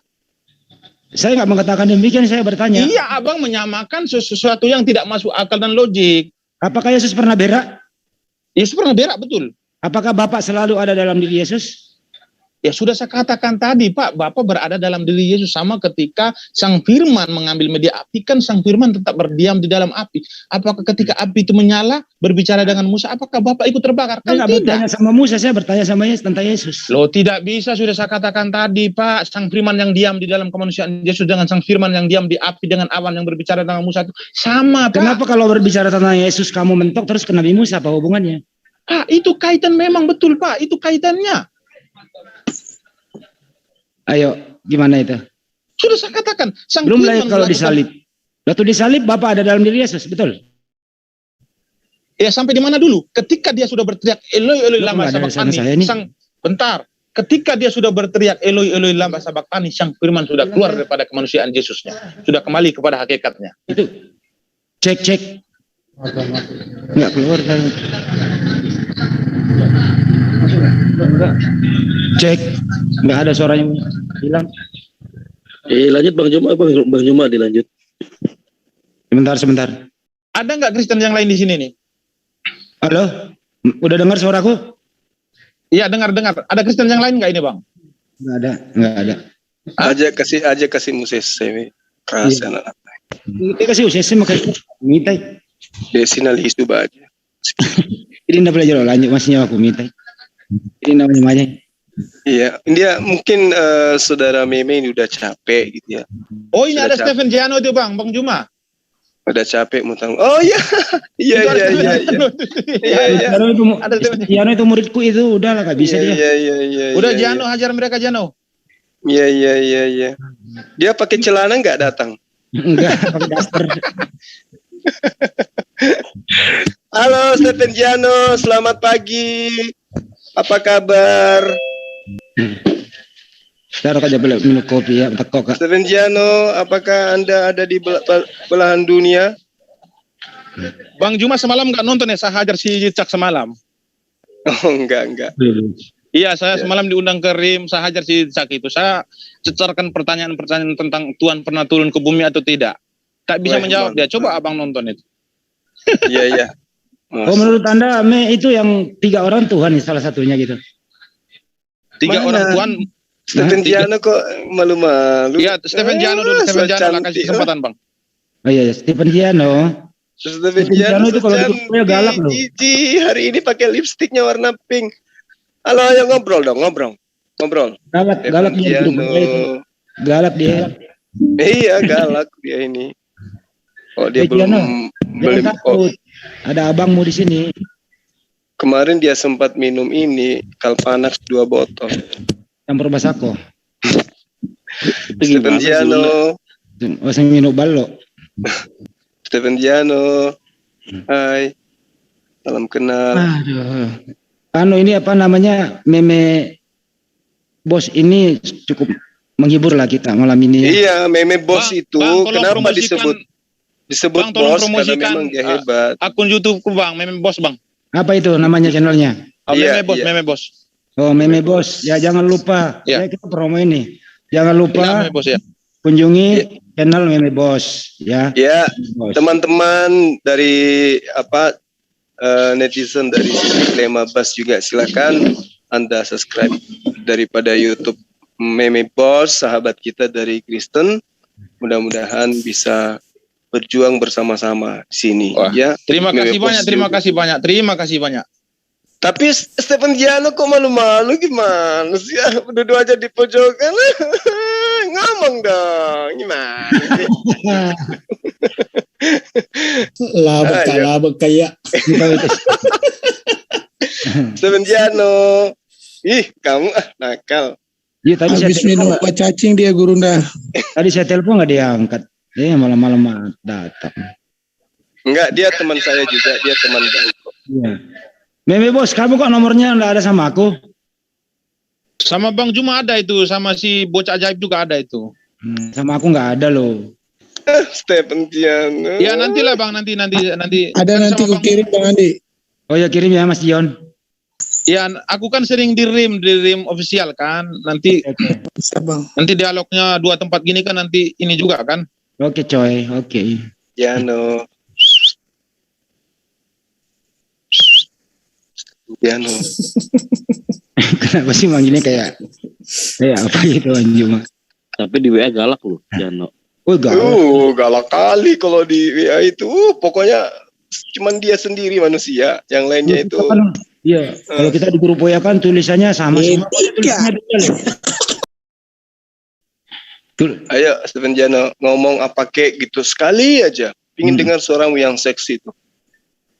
Stephen Giano. Saya manggil burung pipit Gurunda. Wih, Kok manggil burung pipit gimana sih? Bang Jul sama semuanya aku pamit lah, ini baterai tinggal 2% ini Bang. Iya, Iya, oke saudaraku ya. Baik-baik. Bang Andi di terima sana kasih ya. banyak ya Bang Juma Salam semuanya ya. sama keluarga. iya makasih, Oke. Meme Ya, Bos. ya. Nanti lain aku samain lagi ke sini ya. Iya baik. Jadi Stephen Giano ditinggal sendiri. Ya, bocah ajaib aku duluan ya. Ya baik, makasih bro. Ya oke. Stephen Giano. Assalamualaikum. Yo. Salam. Stephen Oke, Giano. menarik share. Ada Ibnu Kolam di live chat. Silakan Pak Ibnu naik. Saya kasih linknya ya. Ada linknya lah di grup WA itu. Gimana menarik share? Bentar. Ntar dulu, lanjut dulu aja. Lanjut dulu ya. Jadi demikianlah tadi ya. Antara diskusi antara Zulkifli M. Abbas dengan Meme Bos yang berasal dari NTT kalau nggak salah tadi itu, dengan topik keselamatan gitu. Terus mengalir begitu saja. Ditanya tentang Elia, dia jawab tentang Nabi Musa. Dia tanya tentang apa yang Anda harus lakukan supaya selamat. Bang Handi, sebentar Bang Handi. Ya, Ini saudara kita Stephen Giano lagi mikir gimana caranya kabur. Tolong disapa dulu dong, disapa habis itu di closing, habis itu buka sesi berikutnya. betul. Siang Stephen Giano itu udah lagi celananya basah. Temet tuh daging kakak, temet tetong. Kalau ada orang Bugis gini ngerti ya. Bahasa Allahu Akbar. di live chatnya Bang Juma banyak orang Bugis. Pasti ngerti bahasa saya. Nah temenya Lena. De teme mopai. Stephen Giano. Wih. Habis ini kita panggil ulang Bang Juma karena ini live. Bang Juma. Itu Mas Juma. Kebanyakan naik PT-PT itu jadi berputar-putar dia itu. Ya oke, di closing kan yang penting beliau telah menerima undangan kita untuk masukin, saya hargai itu. Adinda Stephen Giano, habis ini nanti kita dialog ya dengan teman-teman kita di sini, nggak usah lari dulu ya, kasih. Oke Bang Handi, terima kasih teman-teman yang ada di sini, makasih banyak, teman di live chat juga terima kasih. Assalamualaikum. Baik, terima kasih Bang Juma. Assalamualaikum warahmatullahi wabarakatuh. Demikianlah dialog antara Zulkifli M. Abbas dengan Meme Bos ya tentang keselamatan. Semoga bermanfaat buat kita semua ya, menginspirasi buat kita semua. Tentu sebagai umat muslim lebih memperkuat akidah kita sebagai umat muslim. Sampai jumpa lagi habis ini Bang Juma akan berdiskusi kembali dengan Stephen Giano. Wabillahi taufik walhidayah. Assalamualaikum warahmatullahi wabarakatuh.